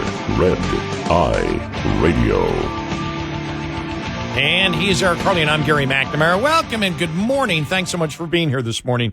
All right, a couple of more audio cuts we want to play, and this is concerning the entire Russia collusion hoax, and that Pam Bondi, through a federal prosecutor, has got a federal grand jury looking into all of this. First off, let's go to Fox News legal analyst Greg Jarrett, who was interviewed and talked about what he thinks might be going on. To go to a grand jury, Sean, a federal prosecutor has to have enough evidence to establish probable cause that crimes were committed. So it does look like the Attorney General believes she's already got it and has handed it off to a U.S. attorney. And I would say that Comey, Clapper, and Brennan are immediate targets for a myriad of false statements during their testimony, some of which I identified 6 years ago in the book Witch Hunt.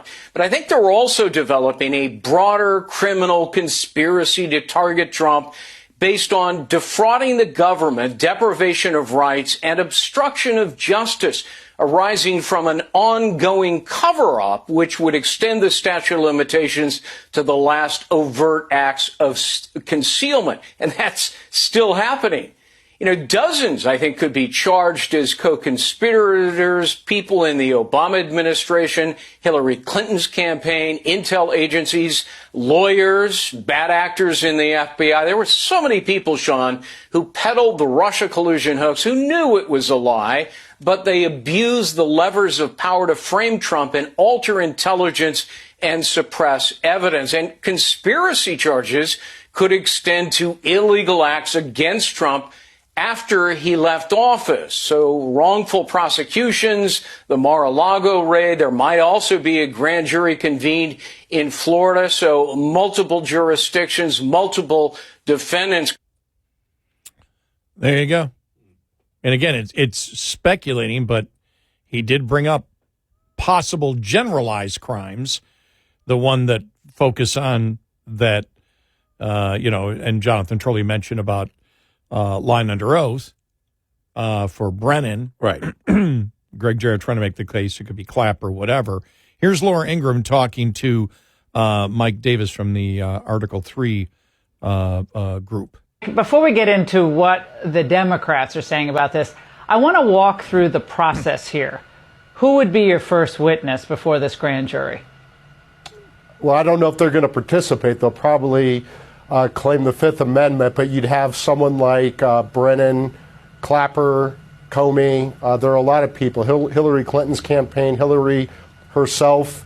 There is evidence that a lot of President Obama's top officials, maybe even President Obama himself, politicized and weaponized law enforcement and intel agencies to harm President Trump's campaign and help Hillary Clinton's campaign. And they continued this conspiracy to this day. They hobbled his presidency, and they have continued this conspiracy. So now, there are a lot of potential witnesses. I like to be a fly on the wall right now. I'm so curious. I really would. Honestly. He's like, where's this going?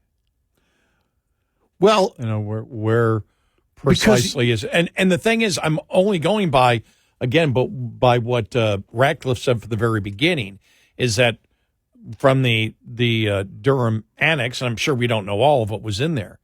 What you got was the igniter switch, which shows the beginning of it, and therefore ties everything together. And if you're looking, and he specifically mentioned racketeering, and you and I have talked about, civil RICO laws, but Trump tried that once, it failed. It might work with the additional information that you have now. It would seem to be easier than putting together some type of racketeering case. And maybe I'm wrong because of the evidence that they have. I don't know what they have, so it makes it tough to say, whether it would be easy or hard. But you think about it, if you're taking what happened from July of 2016 as the beginning of the racketeering, because racketeering is different than conspiracy. So if the racketeering began, racketeering / conspiracy, because I'm not sure what it is, began then, and the statute of limitations holds because of the racketeering conspiracy laws all the way till now. Do you know how complicated that is? To go through everything that happened, if you've done that, if you've, how much time would it spend to sit there and go, okay, this person, this issue. How far does it go? Does it go to the impeachments? Does it go, you and I always looked at the first impeachment and said, was Trump getting too close? Was he actually getting too close to the Hunter Biden money-making operation, influence peddling for his family? Was it not the fact that Trump should have been impeached, but he just got too close, and you had to, just like Hillary needed to deflect her crimes by attempting to set up Trump? That's what we're told this was about.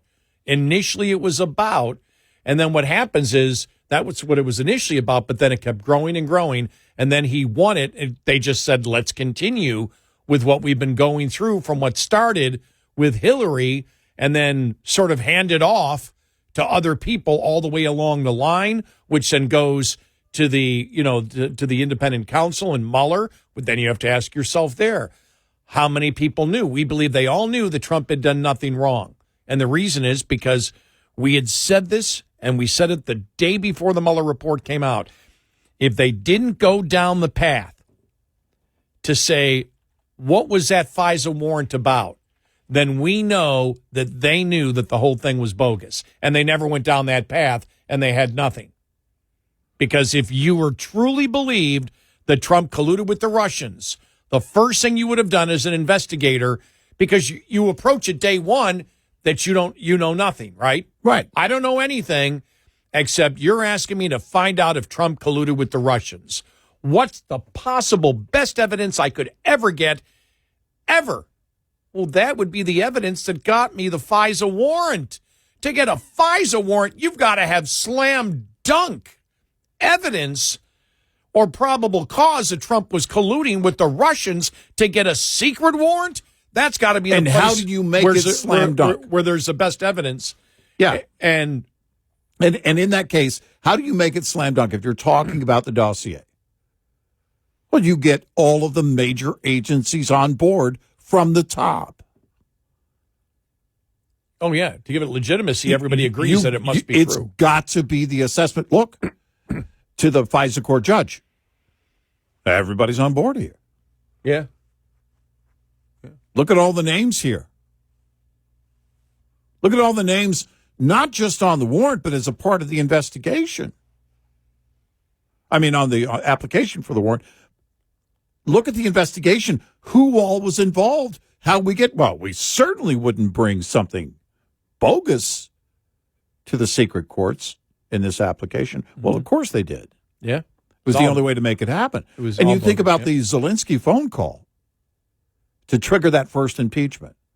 Trump calls Zelensky, brings up corruption, which is one thing that Zelensky, when he was running for president of Ukraine, campaigned on. Right, exactly. Said, hey, we're going to hold you to that, including things going on with the Bidens. Next thing you know, the CIA, one of the CIA officers that had populated that phone call, who worked with Joe Biden on Ukraine specifically while he was vice president, takes that, runs to, and I actually talked to Radcliffe when he was DNI about this on the morning show at WBAP, runs to Adam Schiff's office with that. And remember, Nancy had been saying, no impeachment, no impeachment, no impeachment. Boom, that happens. All of a sudden, oh, yeah, definitely we're going to impeach. Remember, Gerald Nadler said, we can't go with this. Right. He said it. Right. You can't do this. And this is, you look at how that whole thing came about, and it's clear now, and as we gain more and more perspective, I fully believe, as you just mentioned, we believe that Trump was getting too close to the fire.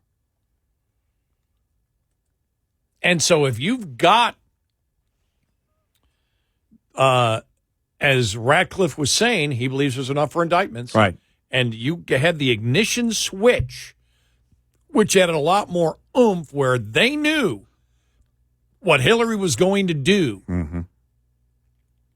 And you tie it to things that happened after that, all the way through to Mar-a-Lago, which then legitimizes that whatever happened in 2016, if law-breaking was there criminally, it sticks. Statute of limitations doesn't apply. Right. It applies to the last crime, which, as some said, is still going on today. Right. I mean, but I don't know what they have viewed as the end of that conspiracy. Right, the last event, that criminal event, or in that chain of events, where would that be, and where does that start the clock? And my gut tells me, for getting the grand jury, this is more than just lying under oath. Yes, because lying under oath is that's a pretty open and closed case. Yeah. With what is out now, I don't know that you need a grand jury for just that part of it. Well, a grand jury does legitimize it a little. Yes, sure. Which is part of the play, again, that you want here. You kind of want, the politically especially, you want the aesthetics to be that, look, we were very thorough. We wanted a grand jury in on this. That basically, from there, possibly gives them, depending on how it turns out, permission to go forward on prosecution. We'll see.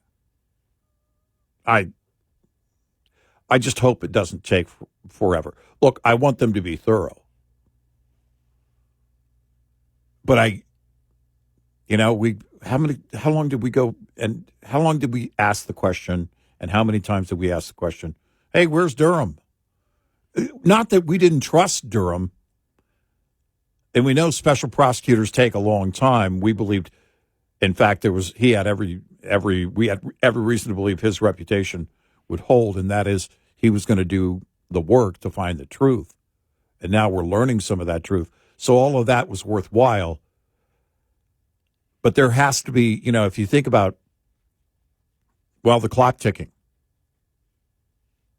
And, how long would they have to indict on?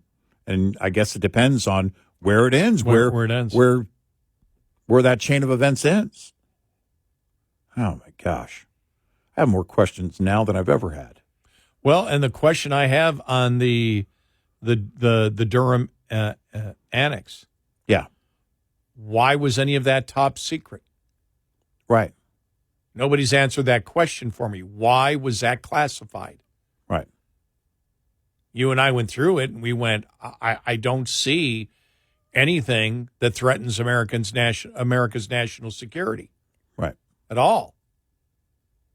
It may embarrass some people. It may get some people arrested. But it certainly doesn't, there's nothing in there that I could see that would harm American national security. Mm-hmm. So why was it classified? Right.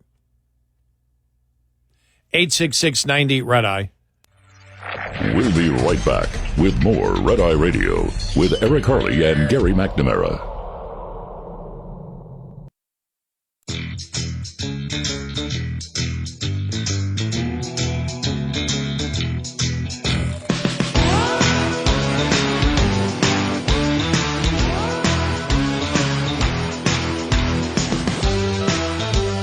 We are Red Eye Radio.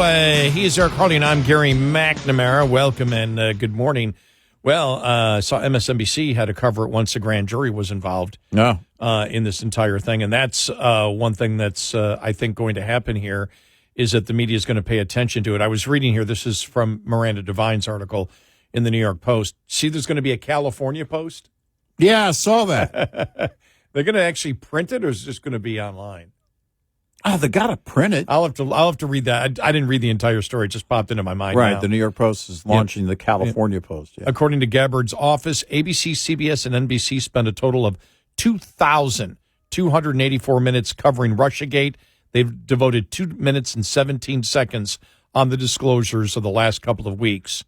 Even when they mention the story, they try to debunk it. Obama administration CIA Director John Brennan and DNI James Clapper and Clinton lawyer Mark Elias have fanned out across their favorite media outlets, desperately trying to extinguish the public interest. Said Elias told MSNBC, I'm imploring the media, do not report on this as a legitimate investigation.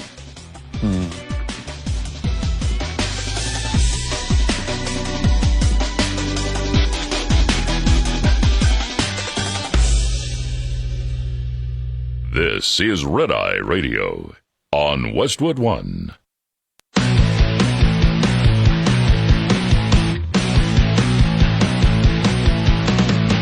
Now, it's Red Eye Radio. Gerry McNamara and Eric Harley talk about everything from politics to social issues and news of the day. Whether you're up late or you're just starting your day, welcome to the show. From the Uniden America Studios, this is Red Eye Radio. All across America, we are Red Eye Radio. I'm Gerry McNamara. He's Eric Harley. Good morning. Hello. Yeah, so just looking at the Miranda Devine story in the New York Post, Russiagate lies are being exposed and everyone is watching, even the Democrats. And I mentioned how MSNBC actually covered the grand jury story, that the sources say there's a grand jury that has been impaneled. And then she talks about, as I had mentioned, I didn't complete it, but she said, Obama administration CIA Director John Brennan, DNI James Clapper, and Clinton lawyer Mark Elias have fanned out across her favorite media outlets, desperately trying to extinguish public interest. Quote, I'm imploring honestly, I'm just imploring the media, do not report this as a legitimate investigation, he told MSNBC. Do not report this as they are opening an investigation into John Brennan. Report this as the misuse, the abuse, the authoritarian takeover of the Department of Justice. That should be the headline. And then Miranda Devine writes, too bad for Elias. It's no longer 2016. The public and Trump are wiser and more determined to put heads on pikes.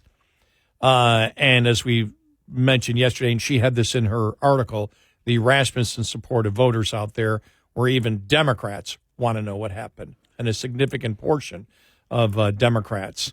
All right. So, go ahead. And then she continues to go over everything that has been, released so far, and then write that, here we go, on July, and what Gabbard released and what Ratcliffe released and everything else. July 30th, she does a timeline here. Brennan and Clapper write an op-ed in the New York Times branding as patently false allegations from Gabbard and Ratcliffe that senior officials of the Obama administration manufactured politicized intelligence, silenced intelligence professionals, and engaged in a broad treasonous conspiracy to undermine the President of the United States. Gabbard responds by releasing a whistleblower's account detailing the pressure applied to him to agree to a bogus assessment that Russia interfered in the 2016 election to help Trump. I was pressured to alter my views, the intelligence analyst turned whistleblower also claimed. His boss told him in January 2017, there is reporting you are not allowed to see. If you saw it, you would agree. Isn't it possible Putin has something on Trump to blackmail and coerce him? You need to trust me on this. The whistleblower tried repeatedly to report his concerns about the fraudulent document to multiple government officials, including the Inspector General for the Intelligence Community and former Special Counsel John Durham, but was rebuffed and ignored. There must be consequences, White House Chief of Staff Stephen Miller told Fox News on Sunday, because if we have a country where we continue to have the FBI careerist and CIA careerist, deep staters who will fabricate and doctor evidence to go after their political enemies, up into including the President of the United States, if we continue to create the impression and reality that there is not a severe criminal penalty for such conduct, it will never stop, he said. So there you go. This is not about looking in the rearview mirror or pursuing petty vendettas. As Trump critics say, it's about holding the coup plotters accountable as a deterrent, restoring the integrity of our intelligence and law enforcement institutions, and righting a historic wrong committed against the American people. The only thing I would have to say to Elias is, if it's all false, we're going to find out. This is why you want the complete investigation, that if it's bogus, then the left gets to gloat and say, see, it's bogus. I don't believe it's bogus. We talk about this as we bring in the thought of everything. There's such a grand scale here. Because you and I have been dealing with each event as its own separate event. We know the ultimate goal along the way was to get Trump, keep him out of office, take him out of office, whatever it was going to be. Hang that cloud over his head so he can't get reelected. All of those things. Destroy his credibility. Because the one thing that they knew going in, he was well loved by people on the left for a long time, for decades. Well, it's not just that he ran as a Republican. It's also that he was coming in and wasn't part of, now can we call it the swamp, once and for all? I mean, he wasn't an insider. And the one thing that some of the things that the insiders relied on was being able to get away with covert things and being able to, do things that would gain them or maintain their political power. And so he comes in, he's a danger, he's a threat to all that. And so you've got to change the public sentiment, make him look like the bad guy. Calling him Hitler isn't enough. You got to demonstrate, hey, he was working with the Russians. Well, and this has been mentioned a lot about Obama, that because we talked about it. Okay, well, initially this was Hillary attempting and succeeding to take the focus off of her. But after it all happened, and it was an embarrassment, and one of the reasons that she lost, and the public looked at what Comey did and said, what do you mean? You just pointed out where she broke the law. You pointed out where she broke the law in the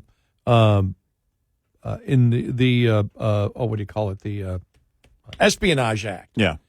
And then Comey's making a decision for the Attorney General. Remember that? Yeah. She's like, what's going on? This is my job, not your job. He took the job to say, we're not going to indict. Well, he doesn't. That's like a police officer saying, we're not going to charge you. Here's the crime you committed, but I'm not going to charge you. Excuse me, you don't make that call. Right. The prosecutors make that call. Well, then the continuation of it, because what even the Republicans are saying is Hillary was doing this, and the intelligence was Hillary was doing this, and Obama found out about it, Comey found out about it from Brennan. They were all informed that Hillary was going to try to set up Trump to deflect from the crimes she believed she committed. And that after Trump got elected, Obama was worried about that being, it wasn't necessarily Obama because he was done. It wasn't Obama necessarily trying to destroy the incoming Trump administration just for the sake of destroying the Trump administration. Right. It was to keep the focus on Trump and not the embarrassment that he was part of the conspiracy to protect Hillary by destroying Trump. And I would add also protecting Joe Biden. And some of the things that had to have been, we said with Joe Biden throughout all the years, we don't know how far the corruption goes back. Think about all of that. And because if it was certain that if Joe Biden is corrupt, then everybody knows about it, including his former boss. Yeah. Everybody knows about it. And in 2016, he wasn't the guy. After serving as vice president for 8 years, and actually in 2016 was polling fairly well against Trump, he's not the guy. And to stop any possible investigation into anything of the Obama administration in general, let's go after Trump and make him the target for the next couple of years. And make that the conversation. You know, I was, during the top of the hour break, I was thinking, I remember the frustration of people by the time we got to probably the end of 2017, early 2018. Mm-hmm. And it was all still, everything was hitting the fan. And I remember telling our listeners, remember, it took a long time. Nobody bought into Watergate. Right. To bring up Watergate again. Oh, my. It took a long time. Right. Well, I might have miscalculated because I realized that started in, we were bringing that up at the 2017, at the end of 2017, beginning of 2018. But that would have been what, a year and a half? This is now 9 years. 9. Wow. Yeah, no, that's I said it last hour. I was like, you're 9 years into this. Yeah, because it would have been 9 years ago right now. Yeah. Everybody knew everything. Everybody was aware by this time. Yep. 9 years ago. 9 years. And the intelligence agencies probably knew, like, I think that they go back to as far as March of 2016. Right. And then Obama and everybody else and Comey were notified by Brennan in July. Right. And then everything started at this point. To protect Hillary, what an embarrassment at the minimum that is to Obama, so you could see why he wanted to keep. You can tell what his immediate motivation was, not necessarily just to destroy the Trump administration for the sake of doing it, but to do whatever he could to keep this going as long as possible and have Trump the target, so no Trump Department of Justice would even be thinking about, let's go back and see what the Obama administration was doing. You know, this move, this grand jury move, I think it was Jonathan Turley that wrote on X yesterday, this basically puts everybody inside the Beltway at DEFCON 1.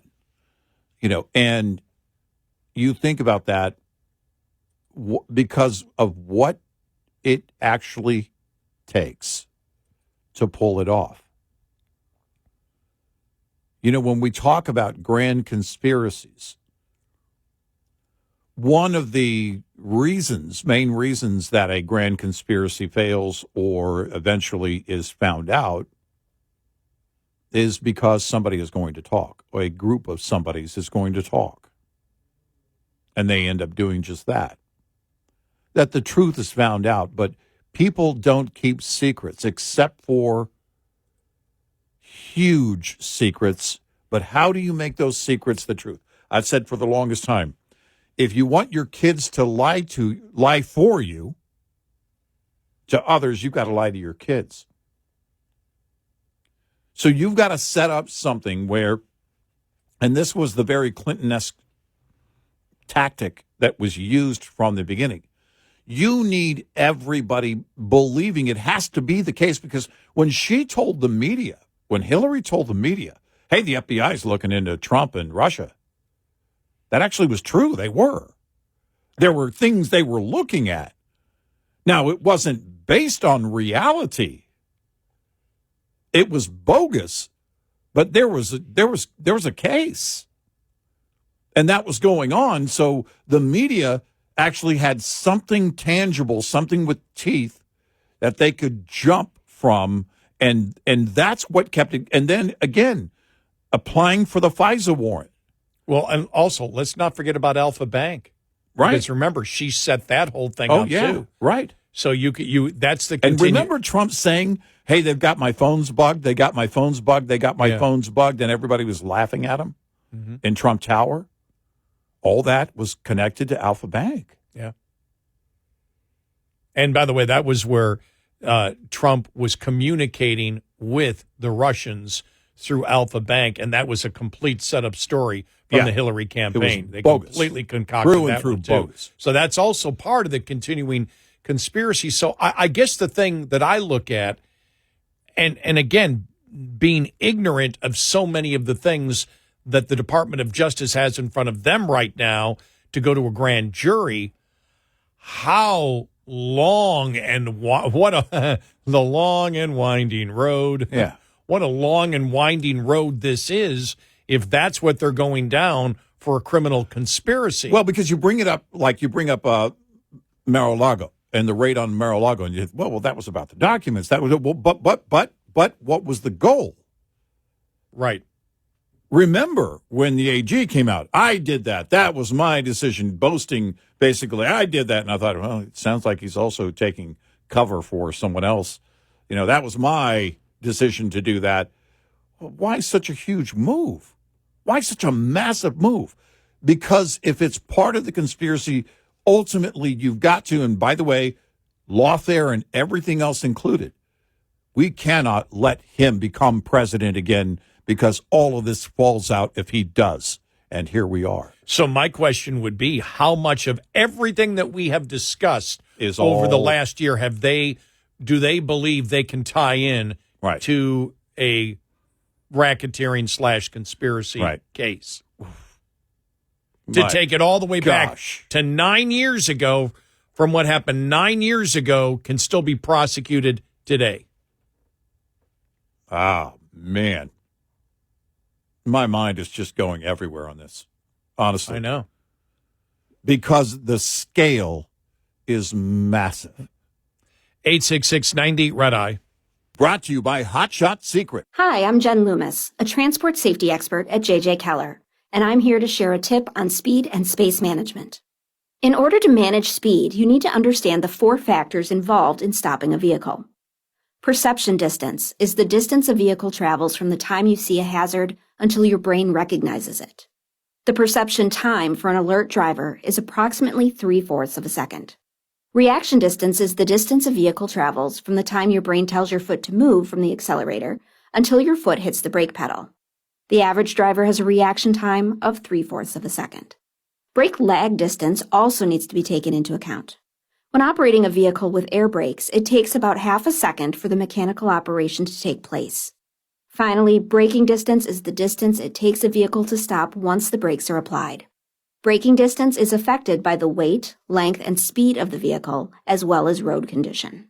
This tip was brought to you by J.J. Keller and Associates. Visit us at jjkeller.com. Coming up, more with Gary McNamara and Eric Harley. It's Red Eye Radio.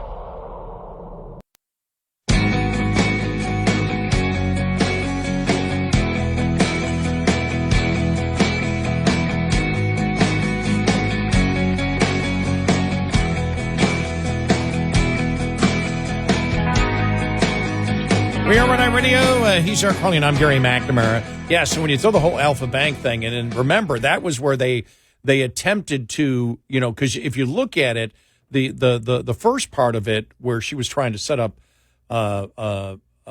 Trump to take it off of her was one thing. Right. Once they had headed down that path, and once Comey said, okay, we're not going to prosecute you. Remember, it was October where Hillary had that tweet out about, okay, there's that link. Slate reporting that Trump, that the FBI is investigating Trump colluding, or not colluding, but that the Alpha Bank, that Trump was sending messages. The FBI is investigating whether Trump was sending messages to the Russians through Alpha Bank. Yeah. Well, that was created by Jake Sullivan and the Hillary campaign, who then sent Michael Sussman went from whatchamacallit Perkins Coie, right? Right. Went to the FBI to report the story that was false. Then somebody from the campaign went to Slate and said, hey, the FBI is investigating Trump, for communicating with the Russians through Alpha Bank. Right. Slate wrote the story, and then Hillary came out and said, oh, my gosh, look at this. Right before the election, look at this. Right. We just found this information out. Slate is publishing it, and it all came from the Hillary campaign. Yep. People forget about that. So you've got two parts of that conspiracy. The initial one with Trump colluded with the Russians to hack the election, and then the Alpha Bank, which was separate from that one. Right. That's separate from the dossier story, but you fit that all in together. That's a hell of a start of a conspiracy. Yes, and a huge one. Yep.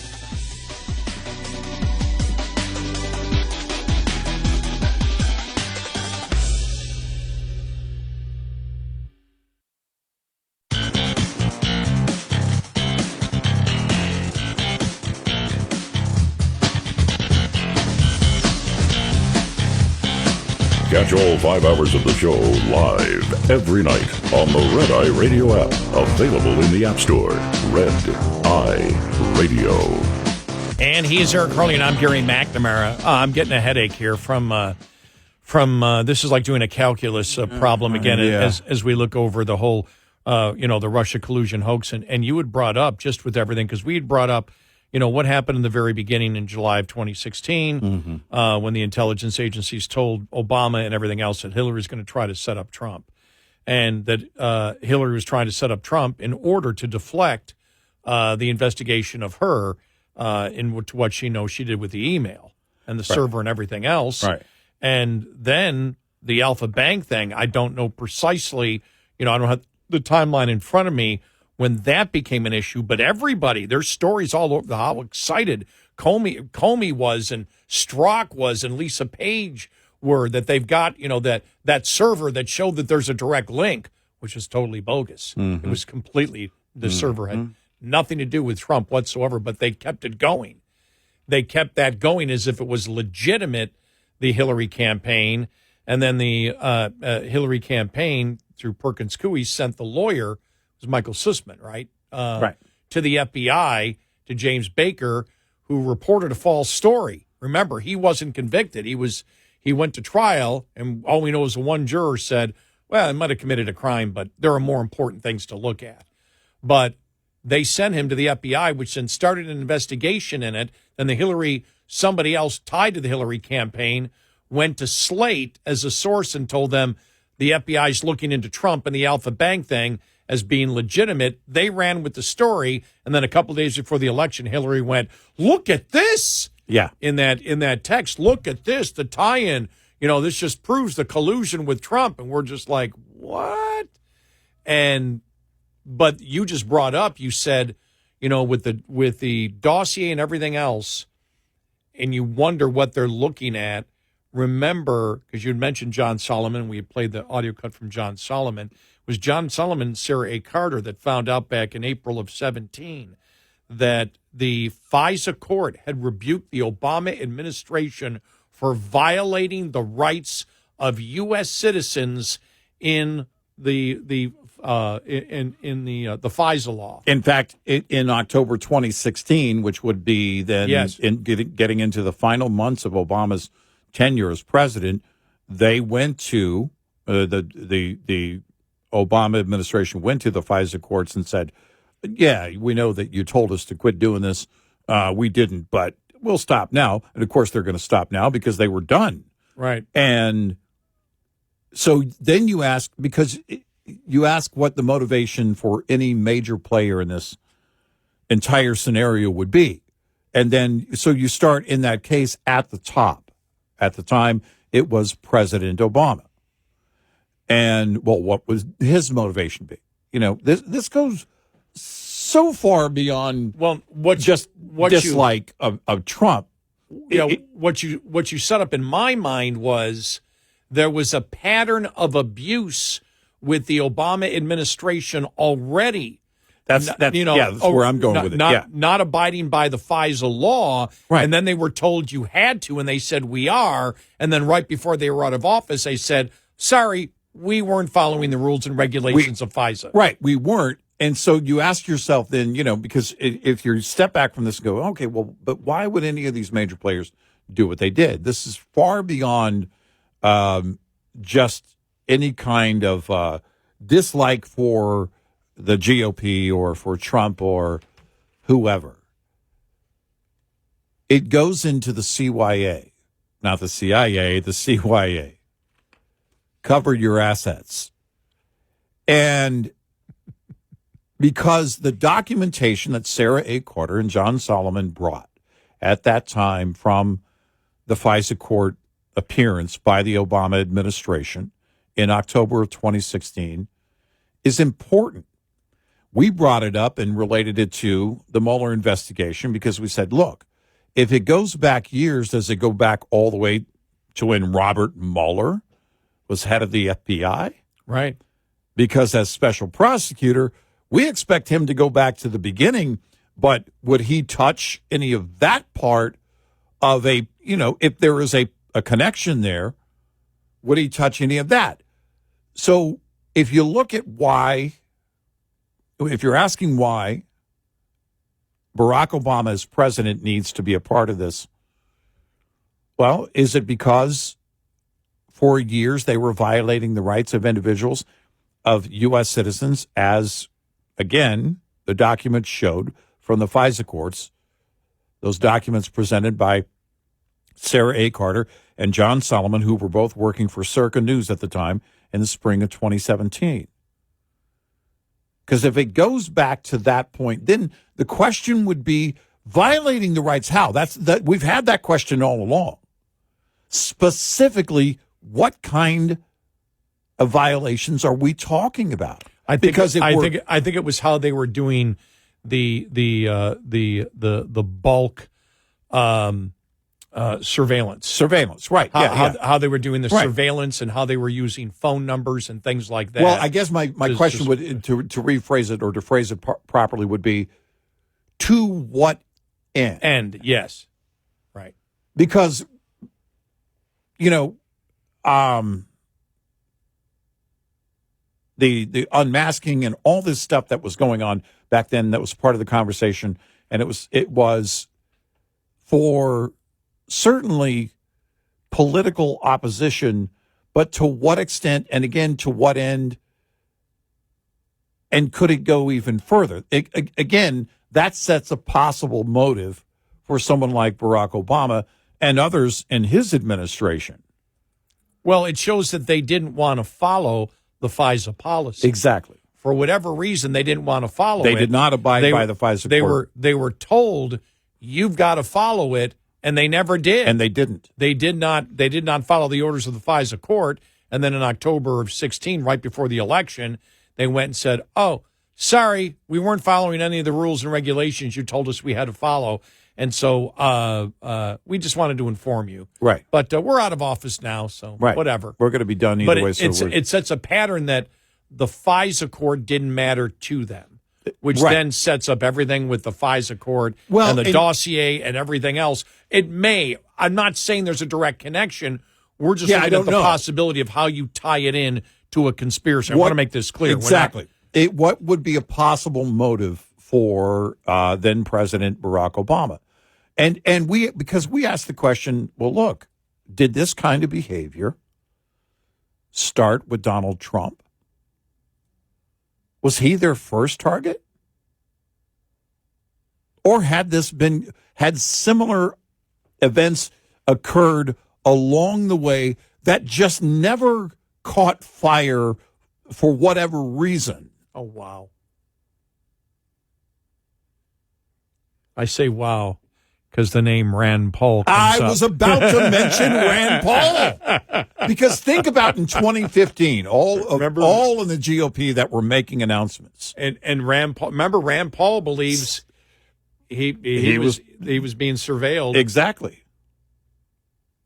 That he was being looked at. He made that claim back then. Yes. And you have to ask the question, oh, come on, he's just nuts. Well, now that we know about Trump, how do you discount any of it?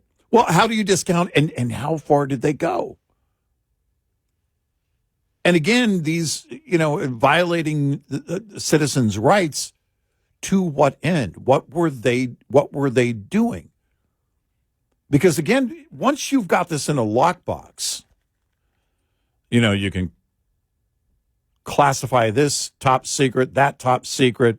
Why? Well, because we believe it's top secret. It's in the interest of the nation and national security and top secret. Boom. You stamp it, and it's done. You keep it ironclad in that regard, but you also build credibility because, well, there's no way all of these people are bad actors. Or are they? Because if you're going to undermine the Constitution of the United States, you need much more than just changing the hearts and minds of people. That's a big part of it. And through indoctrination, they were able to do that through and during the euphoria of Barack Obama's rise in 2008. That was clearly a part of it. And you're changing hearts and minds. But what else do you need? In order to, further change those hearts and minds and forever demonize and lock out the opposition, the people, who actually want to protect the Constitution, then you need to brand them forever in the hearts and minds of Americans. And here's how you and I look at it. We're uncomfortable, very uncomfortable with secret warrants. Yes. We're both very, I think I can speak for you on this. Yes. I don't know if we've ever had this exact talk, but I know I can speak for you on this. We are very uncomfortable about secret warrants, even though we understand the necessity when it comes to terrorism. Right. Terrorism is the exception. Right. Trump had nothing to do. They were trying to tie. They were trying to tie the secret warrant to terrorism or that there's a security breach because he could be president of the United States, and so they got a special exemption. But everything else that happened, if you or I were president of the United States and the FISA court came to us and said you need to stop doing that, would you take it as one of your top priorities to make sure it was stopped? Yes, and I would make sure that everybody in my administration and staff So would knew. I. It would be the tone would be set from that point. Everybody would have a full understanding, or they'd be gone. Why? Because we wholeheartedly, without question, believe in the Constitution of the United States. And when it comes to unreasonable search and seizure, we take that seriously. Hey, I'll speak for me here, and I think probably you're on this one too. I hate the income tax because the government gets a ton of information that I don't believe is any of their damn business. Right. And I'm not doing anything wrong. Right. But it doesn't matter. Well, what are you doing wrong? Right. Nothing. Right. I don't have a side gig. Right. I don't make any money off golf. Not even betting. All I do is lose there. I was selling used blue jeans on the side recently. That went south quickly.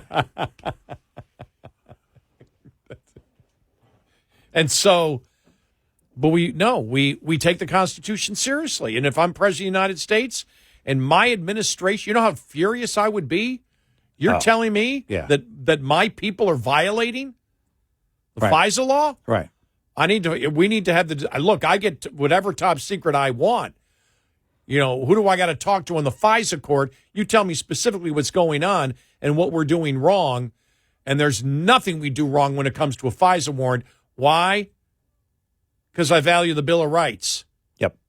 And I'm not a believer in true plausible deniability at that level. They try and build it out, in protecting people like presidents and, and those at the top. But actually, we've learned that those at the top, including presidents, also have nefarious reasons for their actions, and they are not beyond reproach. They may have immunity, but it doesn't mean that you cannot point out their wrongdoing and what they conspire or may have conspired to do along the way. There are things we know that we have documents on. The question is, how far does this go? If this is what we know, how far did they go? Yeah. What don't we know? What don't we know about this? Yeah. Wow. 866-90-RED-EYE. Lines open for your calls. 866-90-RED-EYE on Red Eye Radio.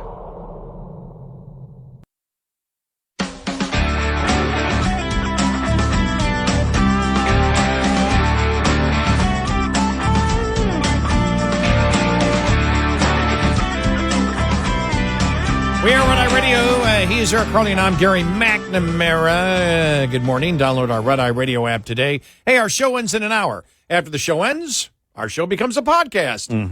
Magically becomes a podcast. You can listen to it on our Red Eye Radio app. And if for some reason you cannot listen to one of our great radio stations live overnight when we're on the air, we stream all 5 hours live on our Red Eye Radio app. So there we got it yesterday, Eric. We got the story that now it goes to the grand jury. Yeah. And a federal prosecutor, an unnamed federal prosecutor.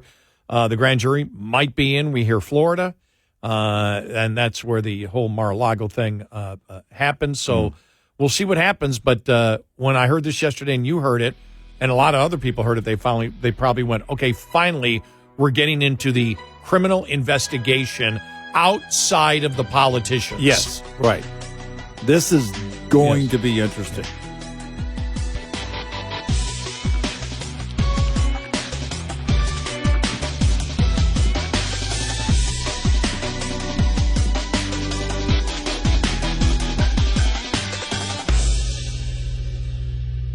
This is Red Eye Radio on Westwood One.